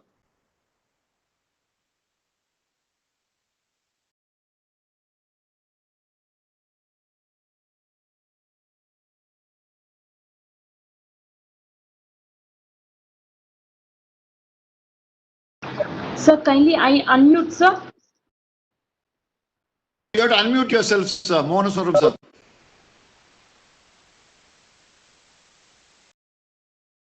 Okay, am I audible now? Hello? Yes, sir. Yes. You are able to hear me. Okay. Let me start once again. Thank you, Mr. Krishnan, for the introduction. In fact, to start with, Mr. Krishna Kumar has outlined the various the hardships faced by the various trade fraternities in terms of movement of containers during the lockdown period. In fact, Krishna also said, like, when we are with the support of various service providers, we are here. In fact, the support of service providers, transport, CHS, customs cannot be written in a word. It has to be, I would say, that embedded and engraved. I would say that's all. With this, whether we call it as a foresight or a proactive planning, whatever you take it, Hyundai has done all the clearances on time. We are able to take out all the containers from the port within the storage-free days, and we are able to evacuate all the containers within the detention period we have handed over. Such a kind of planning has happened from the ground zero to the level where we have.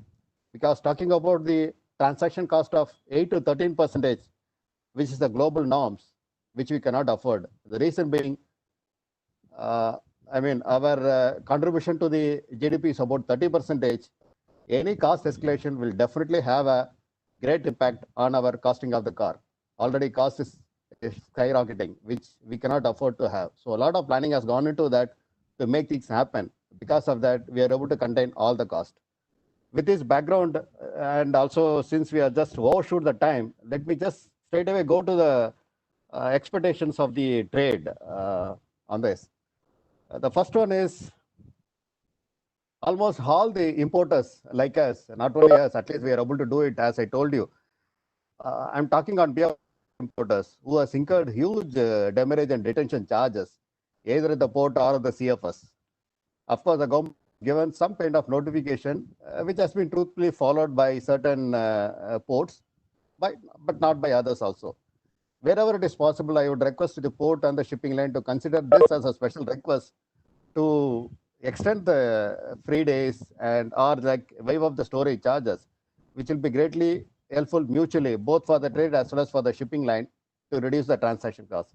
even if it's something the cost has been collected, I would request all the trade to consider this as a special request in reducing the demurrage and detention charges. The first one is that.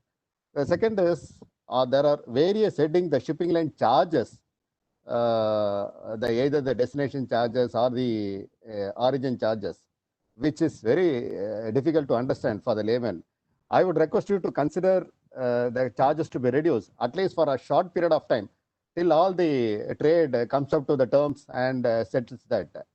There are various charges we pay to the port, like terminal charges, wharfage, vessel-related charges, and all the charges at all. I would request you to have a relook at it so that you can have one or two line items which can be paid for a short period of time instead of having numerous charges which will escalate the cost. And we also successfully started with a coastal vessel movement from Chennai port to Mundra port, but somehow because of the cost factor, we were not able to continue that services continuously. Of course, still we are trying to do that if the Ministry of Logistics is able to consider that request once again. The main deterrent for this is to the cost which is involved. When it is being moved by road, it seems to be very cost effective when compared to the coastal movement. The cost of coastal movement charge is also very high. I would request the government to look into the reduction of coastal movement charges. And I would say that since I could also see MSC and other people on the panelists, I would request to have some kind of uniform charges for the shipping. Of course, you will have a lot of administrative charges, overheads, etc. At least if you have some kind of benchmark and then have some kind of uniform band for the shipping line, this will help us to compare the charges and then select the service providers for our cargoes. Not only for us, I'm saying generally for all the exporters. Because there are various charges which is being collected by the shipping line. And of course, airport has given the 50% waiver of storage charges. It's okay, but if the people are, if the companies are efficient, they would have taken the delivery within the storage 3 days. If not, they would have incurred huge storage charges. I would request even the government to consider the waiver of some kind of storage charges, if not been paid already, or some kind of charges which can be refunded to the importers, or it can be offset by the future clearances, especially the storage charges which has been incurred. Practically, I'm just representing is we are able to plan, we are able to have the service providers on time, so we are able to evacuate all the boxes, all the containers and the cargoes which is landed in the airport on time without any storage charges. But it's not the case with the other importers or exporters. I could hear a lot of charges have been, a lot of storage charges have been incurred, which they have not factored in their budget at all, which will be an additional burden to the trade fraternities. So that's what I'm just requesting to consider some waiver on the airport handling charges. Let me just move on to the transporters. In fact, most of them close to about 3 to 4 months, the vehicles are off the road. If the government as well as the industry insurance authorities, if they consider, they can consider that period of 3 to 4 months as an extension of existing policy, so that at least I'll have the 3 to 4 months extension of existing policy, because all the vehicles were off the road. So literally the roads were clear and they were not on the wheels. This is one of the things. And they can also, government can also encourage the combined multimodal transport using rail, road or coastal vessel, which will substantially reduce the cost both for the domestic movement as well as for the Exim trade. And this is one of the, of course, I know this is very ambitious, which may not be acceptable, but even then, at least for the export and import cargoes, I would request the government to reduce the tolls fees, or at least give us kind of waiver for some time till everybody comes up to the terms on this. And this is on the, let's move on to the taxation part of it. So the government has implemented the GST in a record period of time. Still, we have a lot of difficulties in getting this GST refund or issues at all related to the GST. My request on behalf of the trade fraternity is to delink the payment of GST from other compliances and to accept the tax after the moratorium period and allowing the payment of tax in installments, and also dealing the taxpayer from the default of other stakeholders in the supply chain, like allowing the taxpayer to take the input tax credit based on the invoices and allowing the adjustment later if there is any default without penalizing the exporters and importers. And also granting of all the pending drawback MEAs if there is any delay in receipt of export proceeds from the foreign buyers. Instead of, because the normal current condition is only after receipt only this export incentive can be processed. This will not work. If you can give some kind of relief as a stimulus, this will help us to greater extent on this. Finally, on the customs perspective, I would say that the support of customs during the lockdown period, we are one of the major benefactor. Almost all the notifications circular, whichever the customs have invoked, we Hyundai has used all the facilities of customs which has been extended to the trade facilities. Without the support, I don't think we would have achieved the feat of clearance and delivery, faster delivery on this. So our thanks to the customs as well as all the officials who worked during the lockdown period. To start with, they can permit clearance of air cargo both in the CFS for both export and import cargoes at the CFS. This will reduce these space constraints in the airport, and they can also gear up to handle more cargo in the airport. This is one other thing. And with to this Atmanirbhar Bharat, which the government is ambitiously pitching in and then pushing all the importers and the local manufacturers to look for indigenization. There is that which comes together because there is a certain notification which has comes up for the various inputs. Either it is being stopped or like it has been brought into the restriction category. So it's a very short time for us to gear up, to develop a part, to develop a new source, to develop a new supply chain altogether.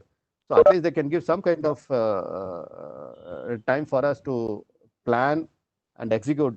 Till that time, I request the government to consider this either with the existing policy or spell out the policy clearly so that the industry can gear up and then understand the policies and then execute it in a timely manner. With this, I'm just requesting this, whatever that has been brought under the restricted category, they should allow us to, all the exporters to import under advance authorization. And simultaneously, this parts which are imported under advance authorization, they should also allow us to avail the drawback, excluding the value of the parts which are imported under the advance authorization, so that government also don't lose any money. We, the supply chain people, also will get the parts as such. There will be zero revenue loss to the government of India when we import under advance authorization, and allowing us to claim the drawback for the parts, excluding the parts which are imported under advance authorization.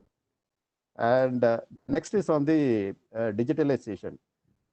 We as well as other exporters have a lot of exports which is continuously be happening, which is the need of now in order to at least revive the economy. We would request, considering the social distancing norms and all, we can't have all the employees to work in the plant or in the field. So government can think of extending the inspection of the shipment which is being carried out either in the port or in the respective shipping line, so that they can know whether our cargo safety is assured and it is safely on board on the vessels. And considering the various impediments in terms of we would request all the documents to be digitalized so that there will be zero handling and there will not be any touch points for the documents which we handle. So even the most critical documents related to the letter of credit can be digitalized so that there will be zero touch points for all the documents on this. And we have a lot of containers which is being taken up for screening, either for the exports or imports. If the quantum of scanning can be reduced, this will help us a lot to reduce the transaction cost as well as reduce the time and to catch the vessels on time. And this is as per WTO norms of MRA, mutual recognition agreement between the bilateral countries. That is what the trade expects.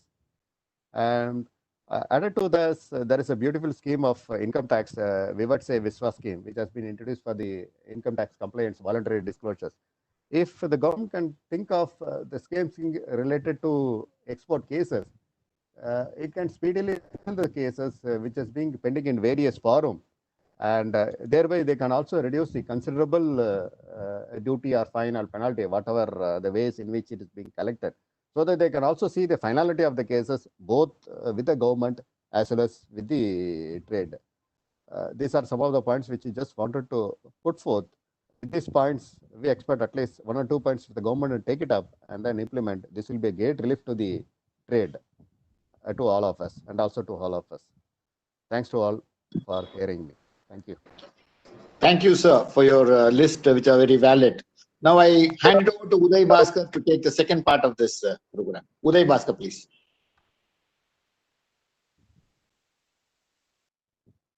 Thank you, Krishnan.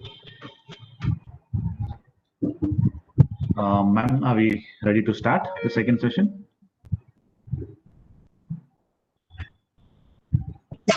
Yes, already much behind. Okay, lovely. We're just behind the 1 hour. Sorry, panelists who have been waiting patiently. Without much ado, let's begin the panel discussion, which we had slated as the second slot of the program. With the opening remarks of the secretary, the tone was set, and of course, the rest of the speakers had given their perspective on various topics which they have been entrusted with. With that, we come to the conclusion of the first one, and then we move on to the second session. Here we are having 5 panelists who are from eminent sectors of the logistics, starting from a service provider to a legal veteran to a banker to an insurance provider, and we also have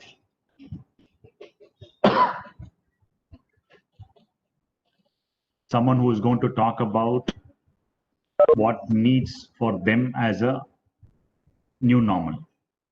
The essence of the panel discussion itself would be post-COVID or during this period of COVID, which has been there for the last 3 months. What are all the changes we have faced as an industry, as a service provider, as a fraternity? What are all the new norms which we have gone through? Which are the ones which are going to stay? Which are the one which is going to be followed with innovation? So that has been the requirement or the topic which we are going to have as a discussion. We will start with Mr. Dushyant Mulani, the first speaker. He is going to talk about, pardon me,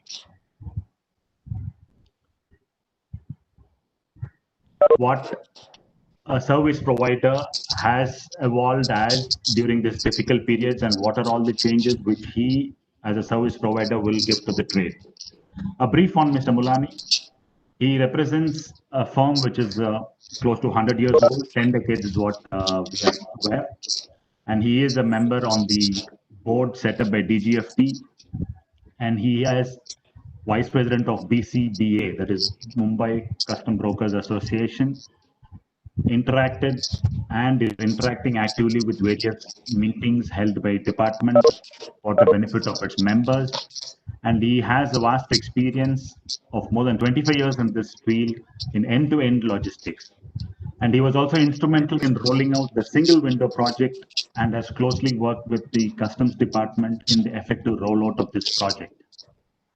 Mr. Dushyant is part of the working group with the World Bank and is in discussion and pertaining to developing or increasing the ease of doing business platform which the government is promoting. Mr. Dushyant, you have 10 minutes to put across your views. Thank you, Dushyant. Yeah, good afternoon, everybody. Good afternoon. Thank you, Madras Chamber of Commerce and Industry. It's been a very enlightening interaction with starting with Secretary's address and the other speakers were very informative. Ms. Sophia, she gave the details about the customs angle also. So here we are after almost more than 3 months of lockdown. Unlocking has also begun. The trade and industry and public at large have learned to very well live and handle the COVID crisis. Our country, as rightly put up by our Honorable Prime Minister in the address to the industry day before, that we need to start what is called in Sanskrit is a Sankalpat Siddhi. So we need to visualize the stage is set for us. The COVID has set a stage for trade and industry in India. This country cannot go wrong with 130 crore plus people, citizens, and with their consumption, with high consumption, available domestic consumption in India. There are many take homes that this country has seen in this crisis. And one of the most important aspect is the full-fledged digitalization of operations. And so far, we found that in supply chain, particularly in logistics scenario, there were a lot of half-baked measures which were employed. COVID has ensured that digitalization, to take it to its logical level, stop parallel manual processes which were very much required, and that has been one of the most take homes. Whether be it to start with our own offices, the work from home ensured that we fully digitalize our own operations. Most important contribution has been drive and push has been from government, CBIC, DGFT, Ministry of Shipping. Everybody have ensured that we move towards digitization. Paperless norms have considerably given that required launchpad to all of us in this entire ecosystem to ensure that how we reduce the dwell time, how we are more accountable in our transactions, and that is going to be the bandwidth which will help our country and nation to improve the logistic cost and improve our efficiencies. I will enumerate on those initiatives one by one, but before that, the second most important take home is the stage of what our Prime Minister had conveyed, being vocal for local, being Atmanirbhar, and that we can see all across the industry, lot of inquiries that we are getting as a logistics service providers. Lot of companies have envisaged interest in various sectors, be it pharma, engineering, electronics, to set up manufacturing manufacturing facilities in India, and how they can go in stream in next couple of months. And I'm sure that our government is doing its utmost for it. What are the factors as far as supply chain that we will need to rethink? There are considerable factors I personally can foresee by interacting with various segments of industry today. One of them is that just-in-time concept will be redefined. As logistics service providers, the feedback from industry is that they will need to plan their inventories in a different manner. Just in time cannot serve the purpose anymore in the current scenario, because the cost would have gone up because of JIT. If you plan your shipments on JIT basis, I don't think we will get better rates. The cost will go up. Improved cost planning in this scenario has become very important. Booking, freight bookings will have to be planned well in advance. That will give the competitive cost advantage, because transportation cost, whether be local transportation by trucks or sea freight or air freight, has gone. And advanced planning by any industry player will help them to have that cost advantage. The next is embracing of technology. What all of us were talking about so long, now that has become reality, and that will certainly ensure that costings are under control. With this, what is required from our side? That today, today's scenario, way we foresee that yes, the volumes will be curtailed for some period of time, and as the time progresses, we'll see that the trade volumes will surely be coming back to the original volumes. First and foremost would be compliances would be very important. Digitalization, secured transactions with banks will be of very importance. All of us, the digital transactions have gone up maybe 3 to 4x post lockdown, and as logistics service providers, what the Honorable Secretary, Logistics Secretary conveyed in his address, that almost 30% of the documents are redundant. And most importantly, he also conveyed that to create a handbook, how to develop, create more efficiencies by ensuring that handbook serves as a main prime document to have transparency in transactions and reduce the transaction cost. And in this, the improved usage of PCS1 from trade side, we have already conveyed to government that to avoid duplication of this platforms, have a single common platform where a PCS can today talk to IceGate.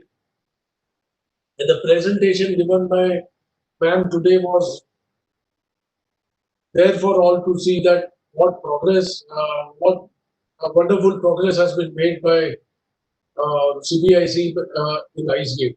And if there is a active engagement of PCS with IceGate, where all the stakeholders, right from the importer, exporter, shipping line, airline, forwarder, custom brokers, banks, if they are there, they're working actively, I'm sure that our further transaction costs will reduce.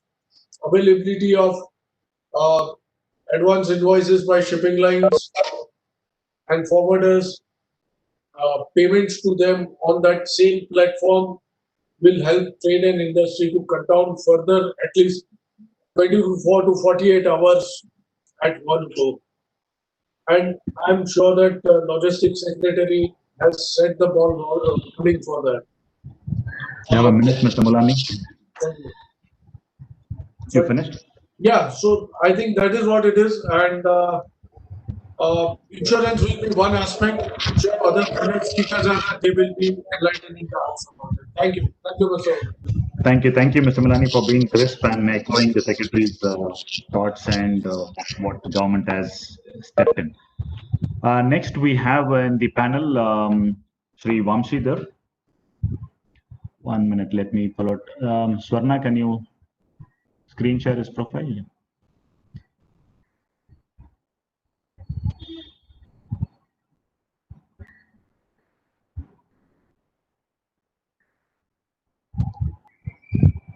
Yes. No. Yes. Here we have Mr. Vamshidhar, Deputy General Manager from State Bank of India. Sri Vamshidhar started his career in State Bank as a commercial manager in Mumbai and worked extensively in various areas of banking, credit, including commercial institutions, forex, personal banking, etc. He has handled 4 branches in various geographies during his career, and presently he is the Deputy General Manager of Commercial Branch in Chennai since June 19. The heartening aspect is he's been transferred to Antwerp already, and he's on the move. Probably COVID is holding him back. We don't know. He is an associate and a life member of the Indian Institute of Banking and Finances. He has also done a specialization certification from IIBF as Information Systems Banker, Credit Officer, besides certification in Commercial Credit by Moody's Analyst. He used to deliver lectures and various forums of public sector banks and his own bank. And he is a postgraduate in business.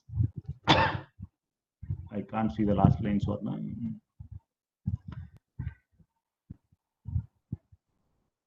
Sorry, I can have it myself. He is a postgraduate in business management from Pune University. What is heartening is when I spoke to Mr. Vamsi a couple of days back, I wanted to make a special mention that, sir, we are going to cover only the Exim area, not on retail side. So he was quick enough to grasp and said, yes, we have enough things to talk about in the Exim areas for the benefit of export and import fraternity. Yes, Mr. Vamsi, the panel is yours. The time is yours. Please make it sure you finish it by 10 minutes. Thank you, sir. Thank you, Mr. Uday Bhaskar, for that introduction, and thank you, MCCI, for having given me the opportunity to participate in this panel discussion. Yes, COVID-19 is a black swan event, and it has disrupted many of the activities. There is a lot of restriction, and there's a disruption in many in Exim trade and business and Exim trade especially. However, there is an opportunity in every adversity. So what happens is that this COVID, like most of my previous speakers had said, is pushing all of us towards that very critical thing called digitization, and where we move into a paperless, seamless working, and where we can work from anywhere, and where right now, as we are seeing, we are having virtual meetings online on a real-time basis, and data is available through on a real-time basis, and where MIS can be provided at a single point to all the businesses, and where we have the flexibility of using various platforms and various instruments, including your desktop, laptop, mobile. So this is where exactly the COVID has given an opportunity to all of us to improve. And in fact, I should say that banking sector in India has been continuously adopting technology for the better customer experience and convenience. Banking technology has been very safe, secure, and it is easy to use across multiple applications.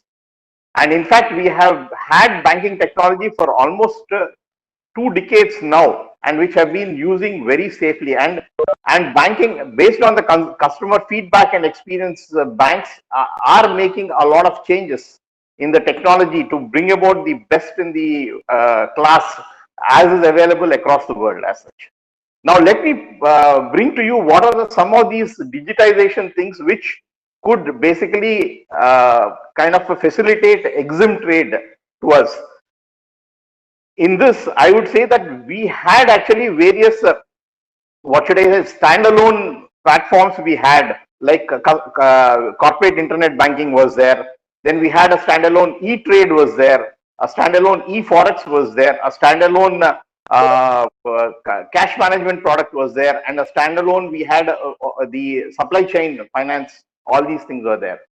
Now the best part now, what we are doing, at least in SBI, we have come out with a new product called YONO Business Platform.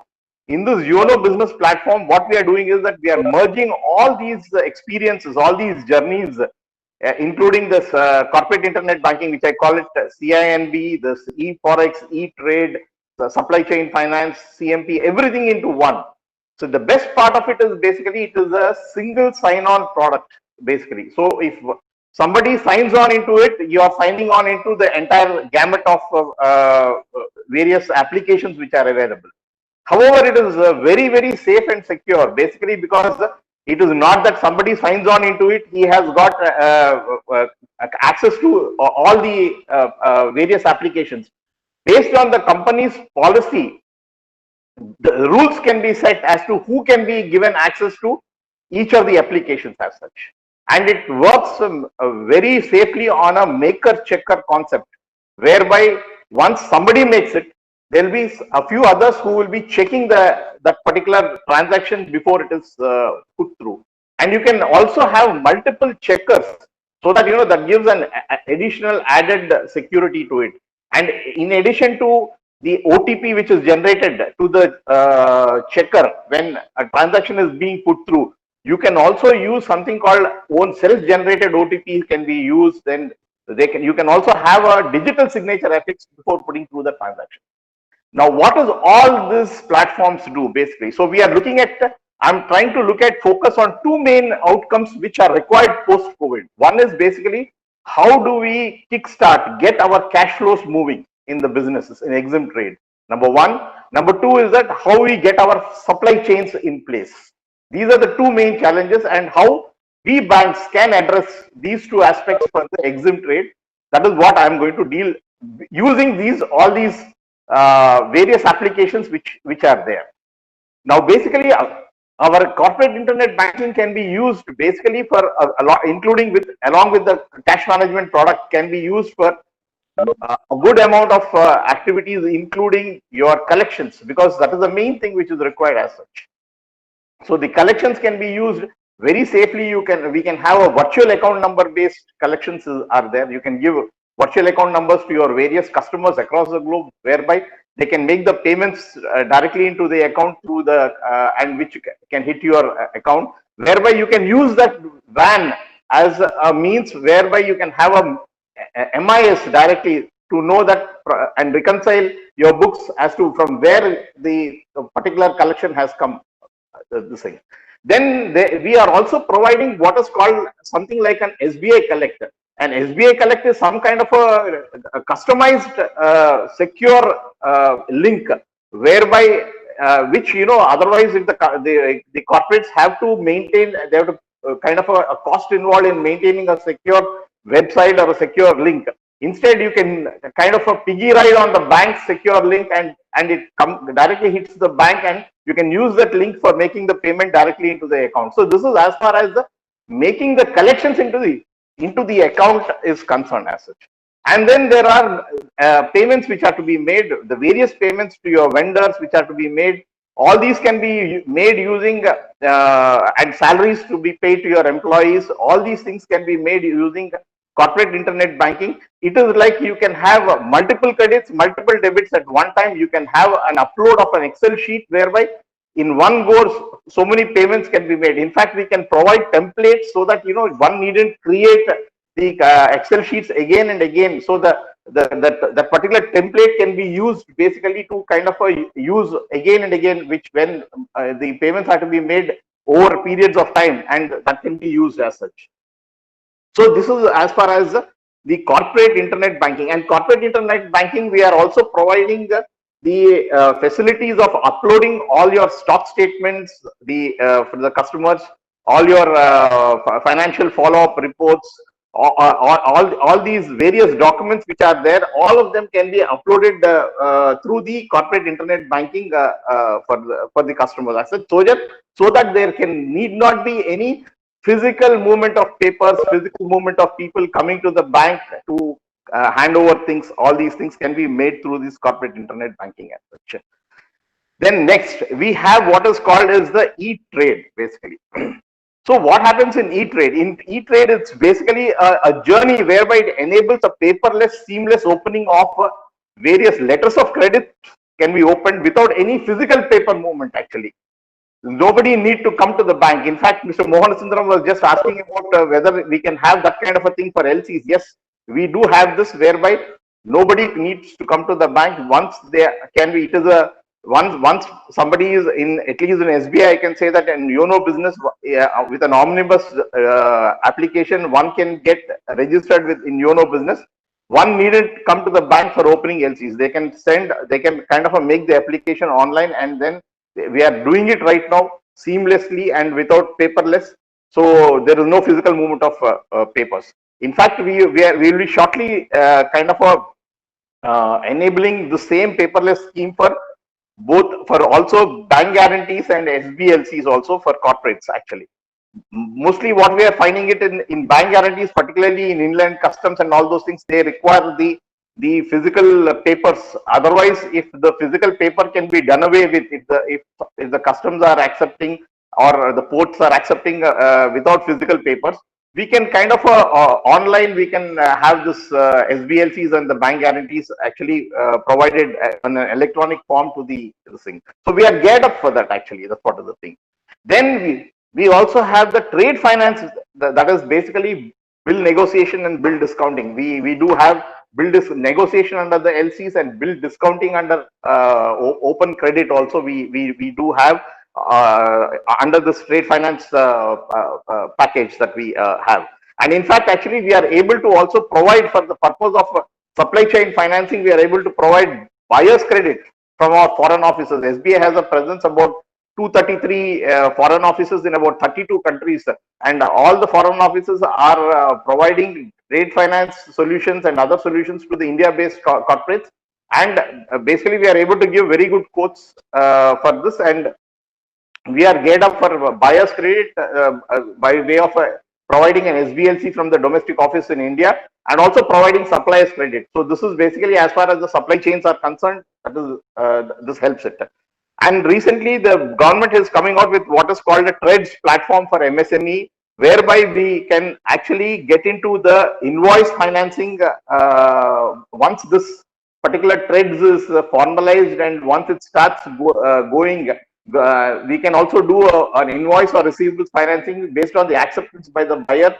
We are also gearing ourselves on that particular thing. Of course, we do have our own factoring subsidiary, and there are factoring services which are available all over the in the bank, across the banks, across the this thing.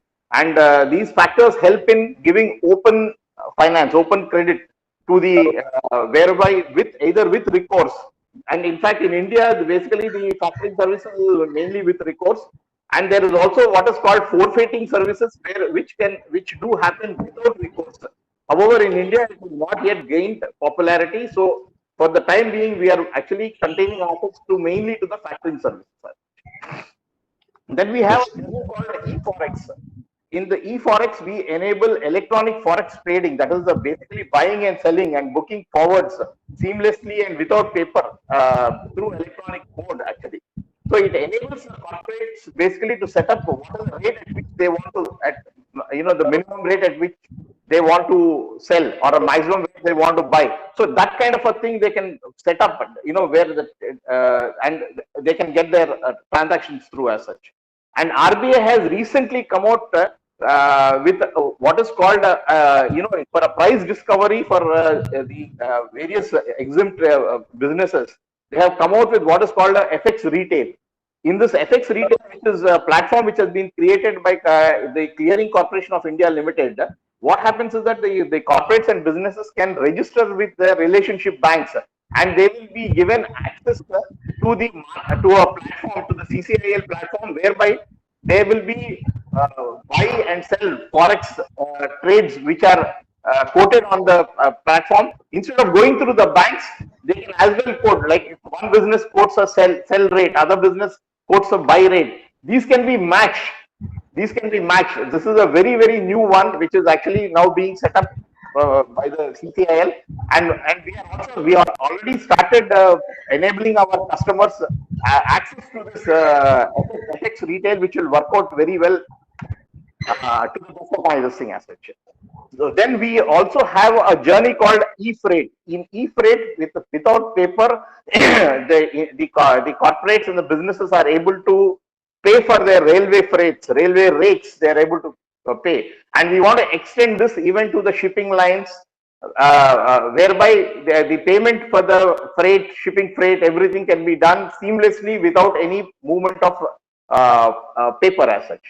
And then we have a journey called e-tax. And where we have access to all the income tax, your ICE gate, all these customs, your octroi, excise, GST, everything is available through the e-tax thing. Then we are also providing fast-tag services. Fast-tag services is basically for Mr. Vansika, I need to interfere. Yeah, tell me. No, I need to interfere. Your shooting time, it's already 13 minutes up. If you can sum up. Yeah, I'll just sum up very quickly as such. So basically what happens is that there is a good amount of digitization and the products and digitization applications which are available. We only want the businesses, the trade, the Exim trade to use this particular thing, so that we can actually then work out based on the feedback and experiences better products for the Exim trade. In fact, I would just sum up with a quote which is given by Jeff Bezos. There is no alternative to digital transformation. Visionary companies will carve out new strategic options for themselves. Those that don't adopt will fail. Thank you. Thank you, Mr. Vamsi. As you rightly pointed out, the various products your bank has initiated, and if you had heard Mr. Dushyant, the earlier speaker, where his fraternity, he had asked for various solutions like these from banks of your nature. We'd only request you, sir, to give the chamber the list of products for the Exim trade which you have enumerated now, like your trade financing, shipping line, freight funding for rail freight, which you're wanting to extend to shipping lines, a common platform, or user-friendly services by your bank. Most of these are not known because the respective companies are with different banks. Unless we come to a government portal where it is mandated that we need to go through SBI. That's again an interface portal. We also do not get to work with SBI. And it is not a requirement that everyone works with SBI. But yes, there are starting from YONO to multiple options which you have given. Most of us are not aware. Let me talk for myself. I'm sure most of us are there in the same crowd. So we would request the bank to send us a separate information, sir, so that we circulate to all our members. We have around 650 members. So that I will make a detailed note and circulate it to you across. Thank you, Mr. Vamsi. I request you to stay on. To all participants, we have 3 more panelists who are going to share their thoughts in different areas. I forgot to make this as an opening remark. We will allow all the 5 panelists to make their observations and presentations in the relevant topics. And you may post your questions while the presentation is happening in the Q&A box. We will pick up the question and direct it to the respective panelist once all the panelists are done with. Thank you. Now we move on to the 3rd panelist. Swarna. Sri Vaiteswaran is no new person to us as in the chamber, but yes, to the benefit of the panelists and to the benefit of all the participants. Sri Vaiteswaran has over 30 years of experience in the field of law, advising various corporates both in India and abroad, apart from providing his services to various associations. He holds additional qualification from the Institute of Cost and Works Accounts of India and the Institute of Company Secretaries of India. He's also the author of various books on indirect taxes, SENVAT and VAT, and his recent book is Taxation of Digital Economy. This is something which everyone should give a read, I think. He is the head of the GST Expert Committee of the Madras Chamber of Commerce, that is our chamber, and a member of Tamil Nadu Branch Committee of the Indo-American Chamber of Commerce. He is a member of the Economic Policy Advisory Committee of CII, Southern Region. The interesting aspect beyond this official introduction with Mr. Vaite is he's worked extensively with the logistics wing of the chamber. he is almost thorough of with regards to all the terminologies, with regards to all the requirements as a logistics service provider faces. Mr. Vaidya, I would like you to start this session and give us some insight into what is it we need to look forward to in this era of pre and post COVID or during COVID period. Well, you did hear Mr. Dushyant mentioning how one has to transform to the electronic platforms which the government is advocating. And you heard Mr. Vamsi from the banking sector advocating, various products which they have also evolved to help the Exim trade. All of us will be happy to log in and be it as Mr. Vamsi said, Mr. Vamsi mentioned, there is a maker, there is a checker, and all those terminologies, everything is good. But from a legal perspective, what are all the critical points or the areas where we need to show more concern or show more alertness in transacting? Because today it's in the click of the button, everything goes. And once you click, it's deemed to be confirming the transaction. So with these few words, I would like you to enrich us, Mr. Vaidya. Thank you, Uday, and I will be as brief as possible given the paucity of time. The legal aspects or the legal issues in COVID can be in three buckets. The first one is the typical terminology that everybody is discussing called as force majeure.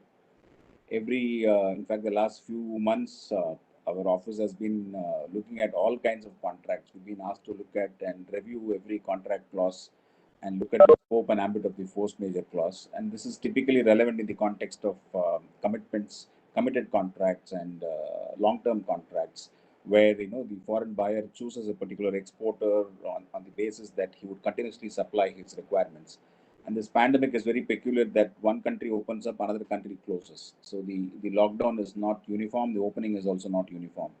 Therefore, a lot of companies are struggling in terms of their contractual commitments. Similarly, in the import segment, you might have placed significant purchase orders and the goods are all ready to land up. And there could be scenarios where the importer is not so keen to clear the consignment because the market has changed, the profile has changed, or the raw material is no longer required. So these kind of issues are now battling up, and everybody wants to look at the contract and see how I can protect myself because I don't want to get into this kind of scenario. So from a trade perspective, the contract is the critical document and the clauses in the contract play a very, very significant role. So if there is a force majeure contract, it has to go within that scope and ambit. And if the force majeure contract contemplates a time limit, you have to exercise the time limit and issue necessary notices in accordance with the agreement. The another issue around this force majeure or contract is that the exporters are now facing a new problem of buyer bankruptcy. You have one of the earlier speakers talk about how certain shipping, I think, retail trade has collapsed in some parts of the world, and orders are getting crashed and numbers are coming down. So if a foreign buyer who's a regular buyer in multiple jurisdictions has suddenly gone bankrupt and has filed Chapter 11 or something, then what happens to the exporter? Where does he fall in that list? So it is very important for the exporter to understand his claim and process and things like that and see what he can salvage. So these are difficult times and different times. While I see green shoots, the problems in this 3 months are going to be significant, and the next 1 or 2 years is going to be a bedrock of litigation in different forms. So it is ideal that you look at your contracts and be ready for all kinds of issues.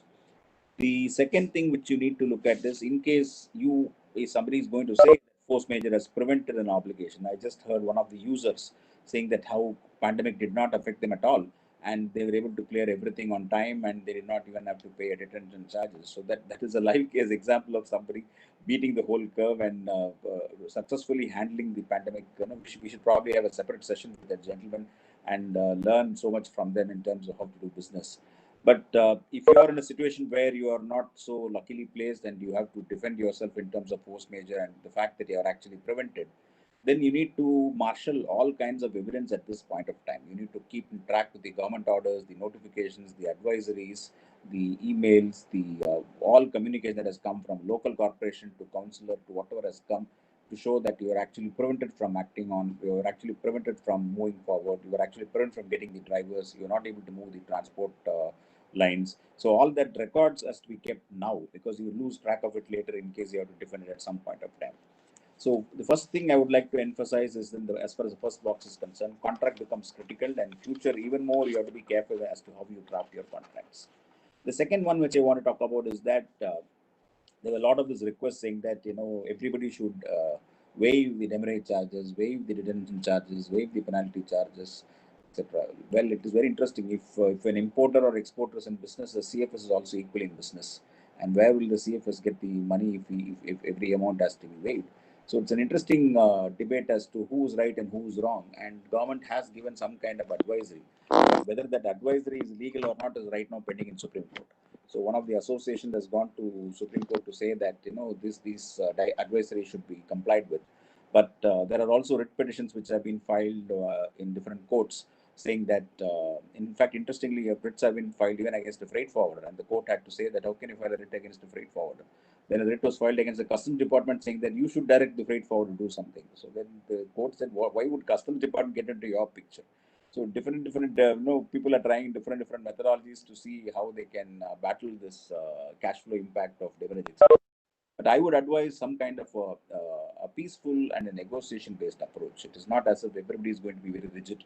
People are looking at waiver. People are looking at significant reliefs and rebates. So this is a point of time when instead of taking an aggressive position, if you can look at negotiation, you can look at the other person as a partner who's also suffering, and if both of you can sit across the table and work out some kind of way forward, it is much better for both, and business will continue to move on smoothly. Because getting into this litigation space on recovery of these charges is not an easy segment, because in many cases there are not even contracts. There are more of transactions which happen. The CFS is chosen at that point of time. The logistics service provider is identified at that point of time. You may not have firm contracts. So it's better that approach some kind of a negotiated, friendly approach and try to sort out this. And as far as piled up cargo is concerned, if the customs, we did hear a wonderful presentation as to how customs was hugely efficient and how customs responded in a big way to export cargo. And you also had accolades placed by the industry participant on how customs played a critical role. I fully agree and endorse whatever has happened, but I would also look at one more space. If government is looking at various methodology for funding ailing industries and looking at how ailing industries can be given loans through all the Atmanirbhar schemes and how banks can be nudged to give loans, etc. A simple system which is there in government's hand is to ensure that they don't collect all these delay charges and for duty related late fee and interest fee. So the entire late fee and interest can be completely waived for a 1 year period. There's no point in collecting it and you come on the best of best cases or genuine cases will refund. That opens up all kinds of issues. Instead of that, for a 1 year period, there can be a cooling period, there can be a complete waiver from the government. And that itself will be some kind of a cash flow relief. That is huge which the government can do. Similarly, GST refunds, which somebody was talking about. Again, one more area where government can step in and say that we'll make it much more simpler. You can simply handle the refunds in a much better manner than the current complicated formulas that we have as far as the refunds are concerned. Then RBI has also stepped in and extended the timeline for realization of foreign exchange. So this also has got an impact on other aspects. For example, your drawback might require your realization of foreign exchange. Your in services segment, your realization of foreign exchange is a critical one for export related refund. So you need an alignment of all these changes. If the RBI is extended, then GST refund should also happen instead of waiting for the actual money to come. So these kind of changes should also be brought about to ensure that the Exim trade does not suffer because of this. Then the last point is on the digitization. Well, when I wrote the book of taxation of digital economy and it got released just a week before COVID, in fact, I had a grand plan for launch and all that. All that didn't happen and we had to sell it virtually, the living up to the title of the book. So when I wrote that book, I had all kinds of ideas in mind as to, I did a lot of research on how the digital economy works and how every business is going to become digital. And I predicted almost everything which is now happening. Only thing is, I've predicted about a year or so for things to happen, and it happened much earlier. So in a way, I'm glad that my predictions did turn out to be true, though for all the bad reasons. And it is also critical to understand the tax elements. But since everybody was talking about how it is smooth to work digitally and how everything is easy, I would advise a bit of caution.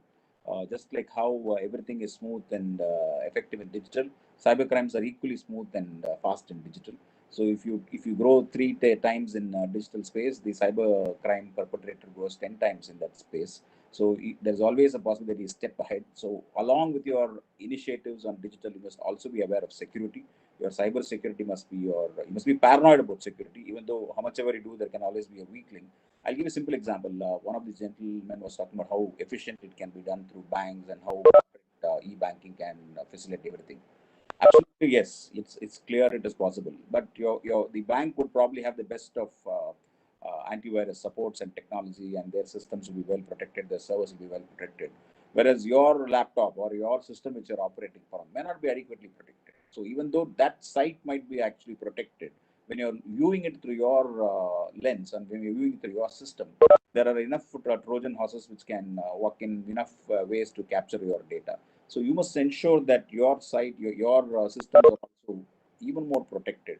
And given the fact that we are now in a work from home environment where a logistics company or any other person in the supply chain is working from 7 or 6 houses or 7 or 6 locations, each person operating from a different laptop or a system, you need to be worried about and careful about what kind of protective system they have.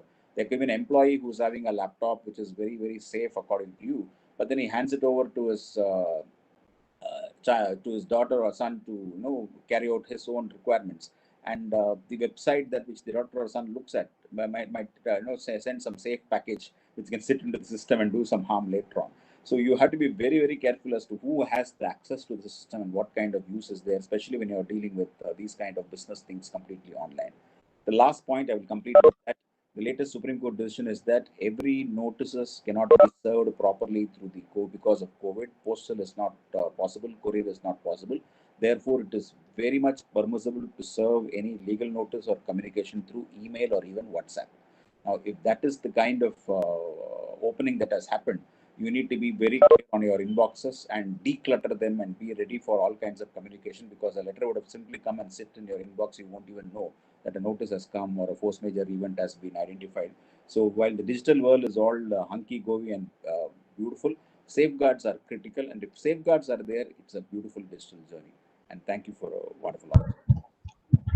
Thank you, Srivati. Wonderful. That was on time, crisp. As a matter of fact, Mr. Vamsi just told that he's got various platforms. Now we need to be careful, like what we access, whether we are safe and sound to access all those things. And you were also mentioning recently about the mirroring websites and all those challenges which we need to be careful on.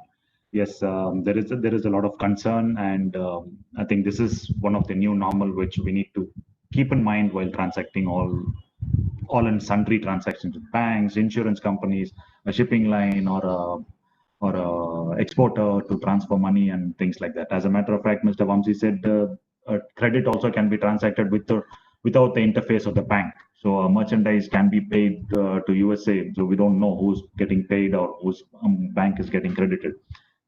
Challenges are plenty, it looks like. Thank you, Srivati. We move on to the next panelist.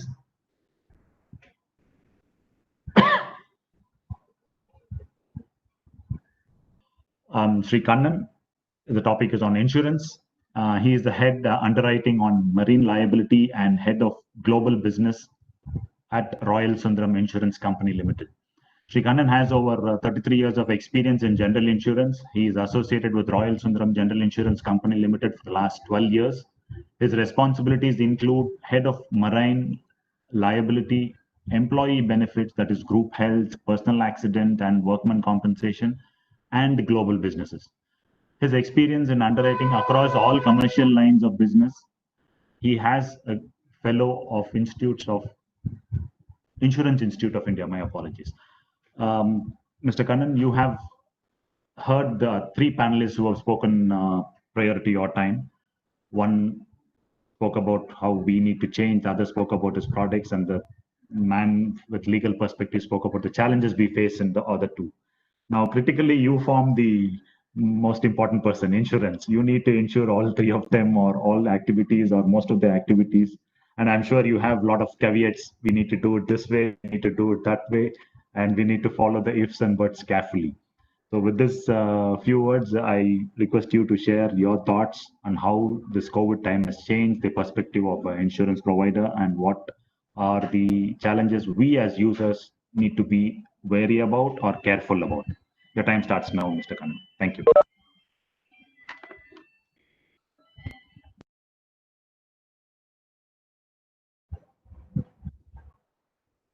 Yes, Mr. Kannan, you can start.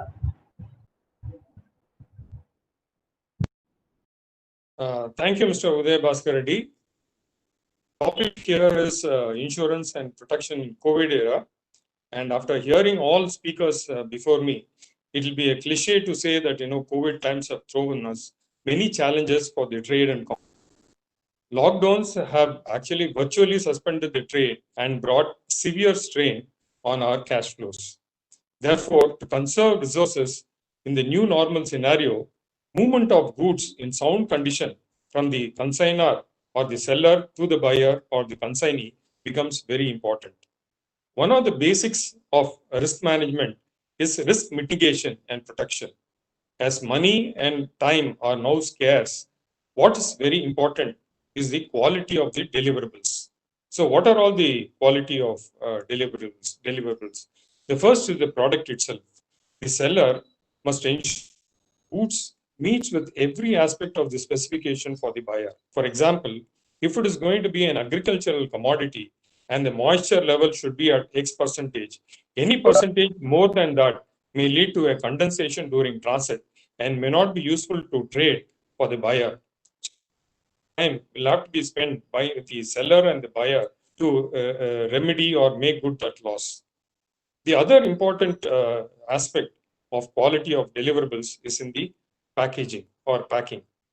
The primary packing should be robust to withstand the rigors of the transits, loading and unloading on multimodal conveyances.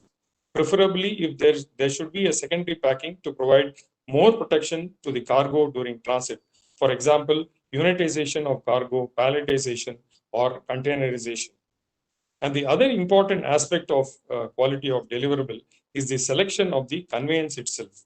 The trade should choose a reputed operator who will transport the goods safely through all multimodal transits. The trade should not compromise on the conveyance. For example, if a project cargo machinery is urgently required at the erection site, the buyer or seller should not opt for an under-tonnage vehicle to overload, which may result in an accident on the road, incurring more cost and time to remedy the situation. The other important aspect of ensuring quality of deliverable is taking an insurance itself.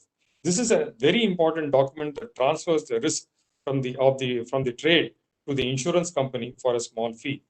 The insurance provides financial stability to the business. It helps to manage the risk and conduct the business without many worries. It compensates for financial losses due to the loss or damage that one may face in the transit of goods. So who must avail this insurance is decided by the contract of sale, more well understood by the Incoterms or the international commercial terms issued by the International Chamber of Commerce. Here we are principally referring to marine transit insurance. There are two types of policies which are in vogue. One is the single transit policy and other is an open policy. The point of sale of these insurances is through multiple channels and mostly sold through agents, brokers, and directly by the insurance companies. Even before the COVID era, most insurers have given portal facility to their customers, to their intermediaries, that is the brokers and the agents, to issue and make available the policy document immediately. But if it were to be that we need to give a digital certificate or a document, that is now possible. And if it is accepted by the government and the banks and shipping companies, that can easily be given. Royal Sundaram has even given offline facility for their agents to issue documents at even places where there are no internet facility connectivities. On the claims front, in these times, the insurers and surveyors have adopted for virtual inspection of damages for loss assessment. They have given and they have also come out with giving some relief for the document submission. For example, in Royal Sundaram, we settle small claims, say probably less than $1 lakh, based on scanned documents or scanned copies of documents only. For larger claims, we settle around 75% of the claim and on this scanned documents, and the balance of say 25% is settled upon receiving the original documents. And regarding storages which happens along with the marine policy, marine transits. So the marine policy does not cover storages or covers only storages which are incidental to transportation and not on intentional storages. So if there are intentional storages done by the consignor or the consignee, they should quickly cover it under some fire insurance, because marine policy will not cover that. So these are in brief that, considering the time constraints, that I wanted to keep it brief. Like other things, like COVID era will also pass, and best wishes to return to abundance of commercial trade very soon. Thank you for this opportunity. Thank you, Kanan, for those two important things that you had mentioned. You do disperse claims on online platform, is what you said, to a limit of 1 lakh, and then you spoke about storage insurance. Now, that is the concern for most of the Exim members. I'm sure some questions will come. We will discuss this once the next panelist finishes. Thank you, Kanan. Thank you for elaborating your schemes or your company's policies. Now we move on to the last speaker, Sri Alok. Sri Alok Kumar, branch manager from ECGC. Sri Alok Kumar started his professional career as a software developer in Bangalore, and after completion of Masters of Computer Application degree in Delhi, he joined ECGC in the year 2004, and currently he is a branch head of ECGC Pyramid branch in Chennai. That's a very leather cluster of Chennai. He has around 16 years of experience in export risk management, buyers underwriting, export credit insurance marketing, credit insurance claim processing. He has been closely associated with several management and training institutes as a guest faculty. We are happy to have Mr. Alok here. Now, he is going to tell us on the various schemes, or what are all the initiatives which ECGC has undertaken for the exporting community during this difficult period. Mr. Alok, over to you. Thank you very much, sir. Alok, sir, 10 minutes starts now. Thank you. Yes, sir. Thank you very much. As the terms goes, Exim trade in new normal. So I will speak from the ECGC point of view. What happened is that this crisis is also unprecedented from our point of view. In earlier, we have seen Iraq crisis in 90s, where one country was in a war and all payment got stuck from that particular country. So I remember very much that we need to pay at least 900 crore plus claims from that country alone. Then we have seen Venezuela crisis, country almost at the crisis. So many crises we have seen, but this is some kind of different level when payments are stuck, shipments are stuck, cargoes are stuck across the globe. So for us also, this is very new, very challenging. Am I audible, sir? Yeah. Yes, you are. Please continue. Very challenging. Based on our experience in last 2-3 months, I would suggest the exporters as well as to the importers community that they need to be very, very cautious in dealing with their export transactions or Exim transactions. At this moment, the first advice will be that one need to be very, very cautious in selecting the buyers. Now, buyers insolvency, as already discussed by our earlier panelist, is going very, very high. Let alone in USA, we have seen almost on every alternate day, 1 or 2 buyers going insolvent or payment getting stuck. Big buyers, which we never thought that they will ever go to insolvency or bankruptcy. They are going and they are filing Chapter 11s and other crises. So this is happening with the corporate buyers or corporate sellers. But for a medium buyers, medium sellers, or small buyers, sellers, chances are they will just vanish from the market. Your dues will be there. Suddenly they will stop picking your calls, responding, and one cannot do anything. Just expect that somehow they get their stuck payment. So the first and most important thing is that you need to be very, very selective in buyers. Now we are seeing the switching of the orders also. Many buyers are canceling the purchase orders due to various reasons. First, because they are not able to sell to their local market. And secondly, their repaying capability or capacity is also reduced to a large extent. Now, all those orders are going to some other buyers in other countries. And we are also not aware that we are not knowing their histories. Even exporters are not knowing their history. So once you select a buyer, it's very important that you get their credit worthiness. You should know their history, their payment terms, payment history. The way to know it is either you consult ECGC because we have almost around 5 lakhs buyers recorded in our database, their transactional histories, their defaults, their litigations, and all other relevant details. Second, I would like to say that we already discussed that, okay, some commodities, there is just slowness in the market, like luxurious items and leather particularly. I have seen that all payments are getting stuck. All big European buyers are filing insolvencies. Even I would not name any brand here, but believe me, all big brands are not able to pay to their debts. We have received multiple extensions from almost all leather brands which we use. We have heard the names of those brands. And other commodity like, yes, definitely there is a demand for the commodity like rice.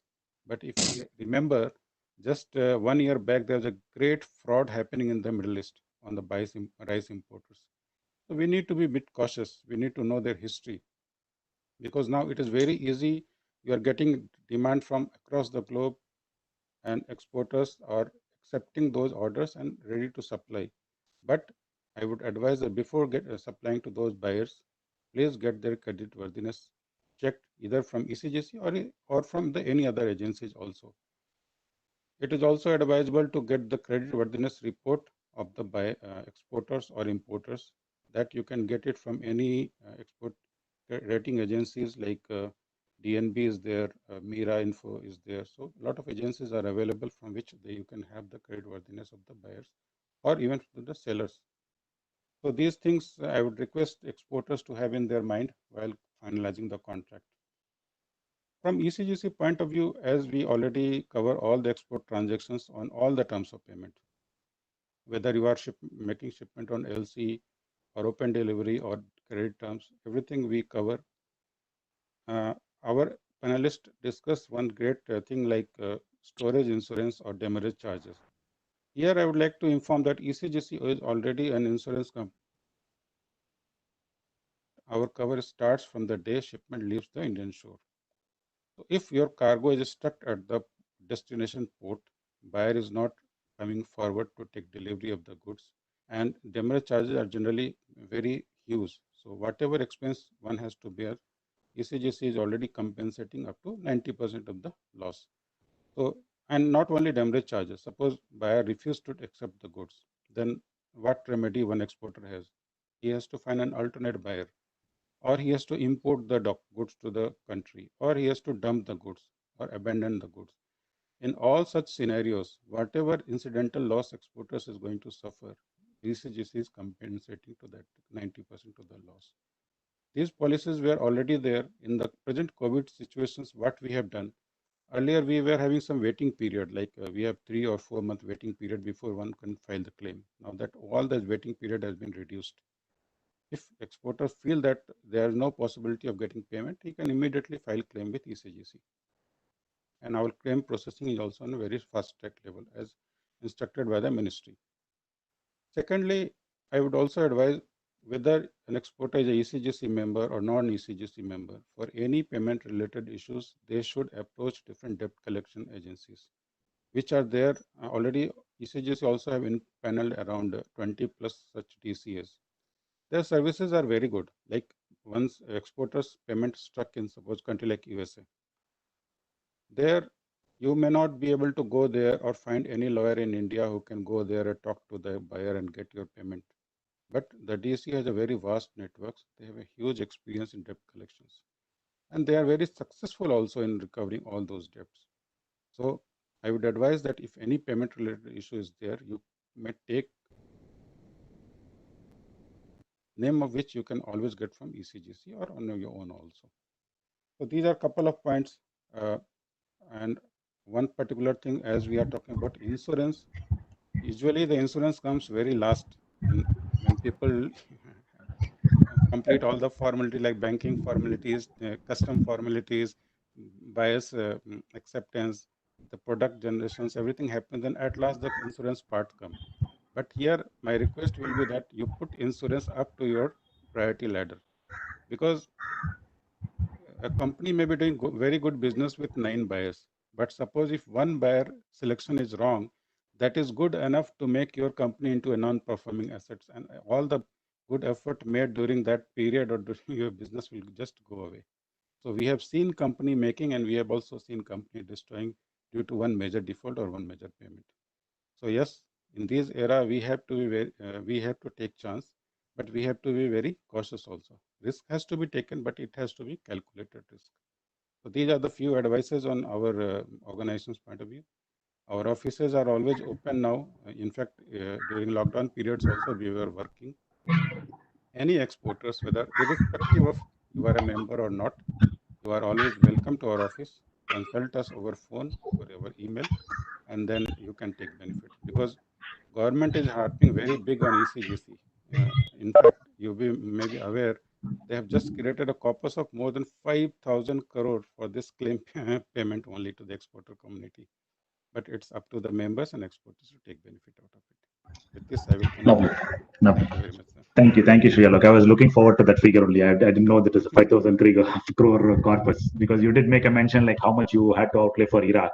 Yes. And Czechoslovakia, you didn't give a figure, but as you rightly said, it's same time it's happening everywhere. So exposure is high, and 5,000 crore, hopefully that is not used up, is what we look forward to. Thank you, Sri Alok, for sticking on to the time also. I would request all the panelists to unmute yourself and unmute your rather unlock your video mode also. So let's have a view of each of us. Swarna, while quickly amongst the panelists, we'll have a discussion in a minute's time. Meanwhile, can you just pull out the questions, or the members can raise their hands and we can ask the members to address it to the panelists. While Swarna is doing that, I have a question to Sri Alok and Dushyant. Sri Dushyant, you heard the Alok of ECGC mentioning that various safeguards they have extended to the exporting community. But similarly, I think we have a paucity of coverage for an importer. Sri Dushyant, would you have any kind of a feedback on what the government's initiative on this side is?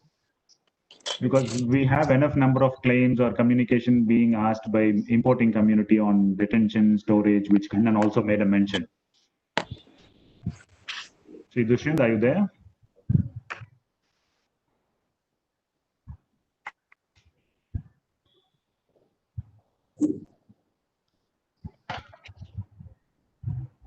I don't think. Probably. Sorry? Dushyant is there. Yeah.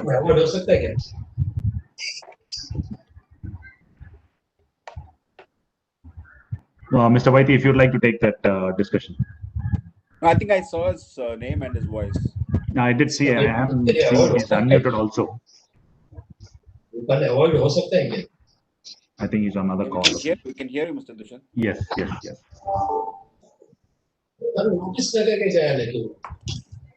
Sri Dushyant? Yes. Dushyant sir, we want you. We want to see you also. Please unlock your video also. I was just asking a quick feedback from you, because you are active on FTA's policy makings and helping government giving feedbacks on import community side. Mr. Sri Alok from ECGC was mentioning on the various initiatives and the safeguards and the corpus fund of almost 5,000 crore government has set aside for the exporting community or exporting member from India. Are there any, and Mr. Kannan was also cautioning people like, what are all the insurance covers importers should take, because they don't cover for a transit stay, they only cover a warehouse stay and things like that. I was just wondering if there are any measures where the government is looking at a forum or a body where import community can be safeguarded during this difficult period. Is there any measure? Are you aware, or something which I want Alok also to make a mention? You were specifically on that importers or exporters, because there is a different dimension for both the stakeholders. Correct. So importers, you are saying, right? Importers, correct? Because ECGC is mentioning they cover for exporters extensively. Right. Yes. So for importers, basically now what is emerging now, next 6 months will be very crucial. Now somehow for these 3 months, people have somehow managed to get their goods which were already ordered They were in pipeline and everything has been done. Now, as the things are coming up, there will be a lot of eventualities which will turn up as far as material not being supplied on time, or the quality that is being questionable, or the delivery times overshooting the schedule way beyond. So now the actual impediments will surface quite a bit of that. And that is where Ministry of Commerce has a specific wing under their fold, which takes care of these kind of trade-related issues which are being faced by the overseas, and that is actively working with External Affairs Ministry or Foreign Ministry also, which is linked to our all the embassies, and it will be prudent for all the importers to specifically cover up their imports from beginning up to the point of delivery at their end, covering all risks. That is very crucial. Thank you, Shri Dushyant. This one is to Mr. Vansidhar. There was a mention that there was a corpus of 850 crore created by State Bank for the logistics supply LSPs. We would like to know, is there any kind of a claim, or was it put to use, or any kind of action on that front, sir? I'm not very sure on that particular front, so I'll not be able to comment immediately on that aspect. Fantastic, fantastic. Between the panelists, is there, Mr. Vaidhi, would you like to address anything to the bank or to No, I think ECGC? it has been each of the panelists have given enormous inputs to the trade. It's been a good session. Yes, it has been. It has been. Lovely. So then we'll see if any participants have any specific questions, and then we will address them. Swarna, do we have anyone specifically? One question I posted to you privately, sir. That's all. And I have unmuted Mr. Bharadwaj and Mr. Vinod. If they have any, it can be raised. Yes, why not they ask Mr. Bharadwaj?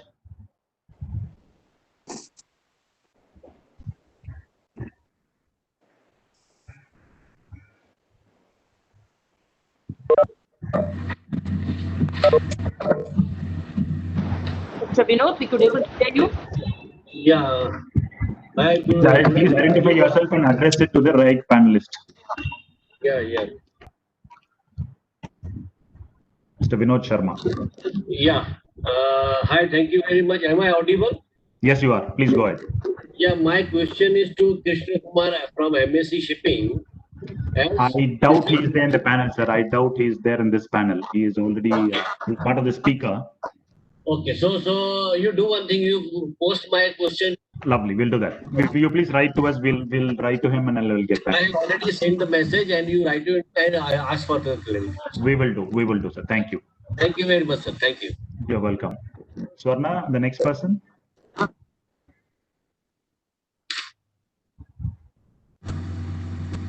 Mr. Bharadwaj, you are mentioning Swarna. Is he there? He is unmuted, but we could not hear him, sir. I unmuted Mr. Vijay Bansal. Sir, we could able to hear you. Can you please speak? Mr. Vijay, please go ahead.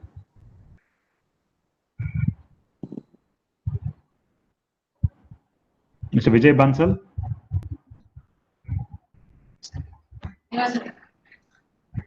Can you able to hear me? I'm Bharadwaj here. Yes, Mr. Bharadwaj, go ahead. Yeah. We can hear you. I have two questions, one in the customs front and another one is with in the bankers front. My first question to the department is that's fine that we have Turant Customs. Absolutely, everything has become a digital platform. But I want to pose a specific question. Still, we are, as a customs broker community, still we are submitting the physical documents after taking printout and handing over to the CFS and obtaining the signature from the customs officials. Can somebody throw me a line that whether that needs to be done or instructions need to be provided at the ground level? Mr. Dushyant, would you like to respond? Yes. So here regarding, in fact, yesterday itself our chairman of FFI, Mr. Vijay Kumar has sent a communication to CBIC chairman, Mr. Ajit Kumar, and to members CBIC that all custodians need to be linked on IceGate with customs. So moment customs gives out of charge on LEO, with the recent paperless bill of entry and shipping bill introduced by customs, they should view it online and physical handing over of paper should stop immediately. We are expecting some feedback within next week or fortnight, and which will be communicated to Madras Chamber of Commerce, and surely they will update all of you. I think Assam is in a positive frame of mind to solve immediately. Lovely. Thank you, Mr. Krishnan. Lovely answer, Mr. Joshi. Yeah, question to the banker, sir.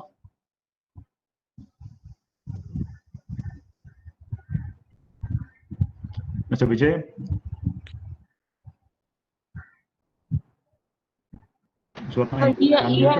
He is unmuted. He has posted a question. Do insurance company provide limited liability insurance to custom brokers? Mr. Kannan, what do you want to? No, I thought he wanted to utter something to the banker. This is the second question. I've unmuted him. Just a second, sir. Let's check with him. Mr. Vijay? Yes, good afternoon. Can you address your question to the banker, please? You said second one. Yeah, I have two questions. One is regarding limited liability clause by the shipping line and airlines. Because many times what we have seen, importers and exporters do not take insurance, but when they receive any broken cartons or material, they try to pass on the claim to the shipping line forwarder or the custom broker or to the airline. So what is on the limited liability insurance to the custom broker, and what is the limited liability clause with the shipping line and airlines? I think Mr. Kannan can respond to this. Mr. Kannan? See, normally I think this is, I think, something like a carrier's legal liability, what is being spoken about. But the marine liability insurance also in that, but these policies are not much in vogue in India. We are giving more to cover the material damage of the, taken by the consignor or the consignee. And most of these insurance policies do not actually benefit the carrier. In fact, if you see our policies also, it will be mentioned that policy benefit should not inure to the benefit of the carrier. That's what it's given. So this is, I think, there is a policy, there is a liability policy. I think the shipping line probably take, or the transporters who take the marine legal liability. So such of those policies will pay, but not necessarily the marine policy will pay. So this type of policy, I don't think so is much available in India. So you as a service provider has to take care of your interest, is what Mr. Kannan is mentioning. So we need to be careful. Yeah, thank you. Are there any one last question someone wanted to address to the bank official, Mr. Vamsidhar? If nothing is there, then we can wind up.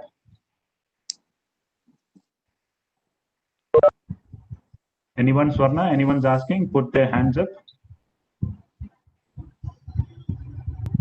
Checking, sir. One last. If not, we'll wind up. I think we should wind up. We have crossed our limits. Thanks. Swarna, thanks. We'll address it to the panelists separately. Okay. Panelists, you've been wonderful. Holding on to the delayed schedule. As I was internally mentioning that this is also not changed. It's been the old normal. It is not the new normal. For some reason, the topics have been interesting and engaging. People have put in your heart and soul and shared your thoughts. We thank you all once again. We will look forward to better sessions ahead in the COVID times or post-COVID times. Thank you. Ashwin, you're going to give a formal word of thanks? Yeah, hi. Go ahead. A very good afternoon to all the dignitaries and participants. I do understand it's been quite a long but informative session. So I am going to keep this thank you note as short as possible. I would like to thank the Special Secretary Logistics, Shri Pawan Kumar Agarwal, who had made time for this event and graced us with his presence and intellect.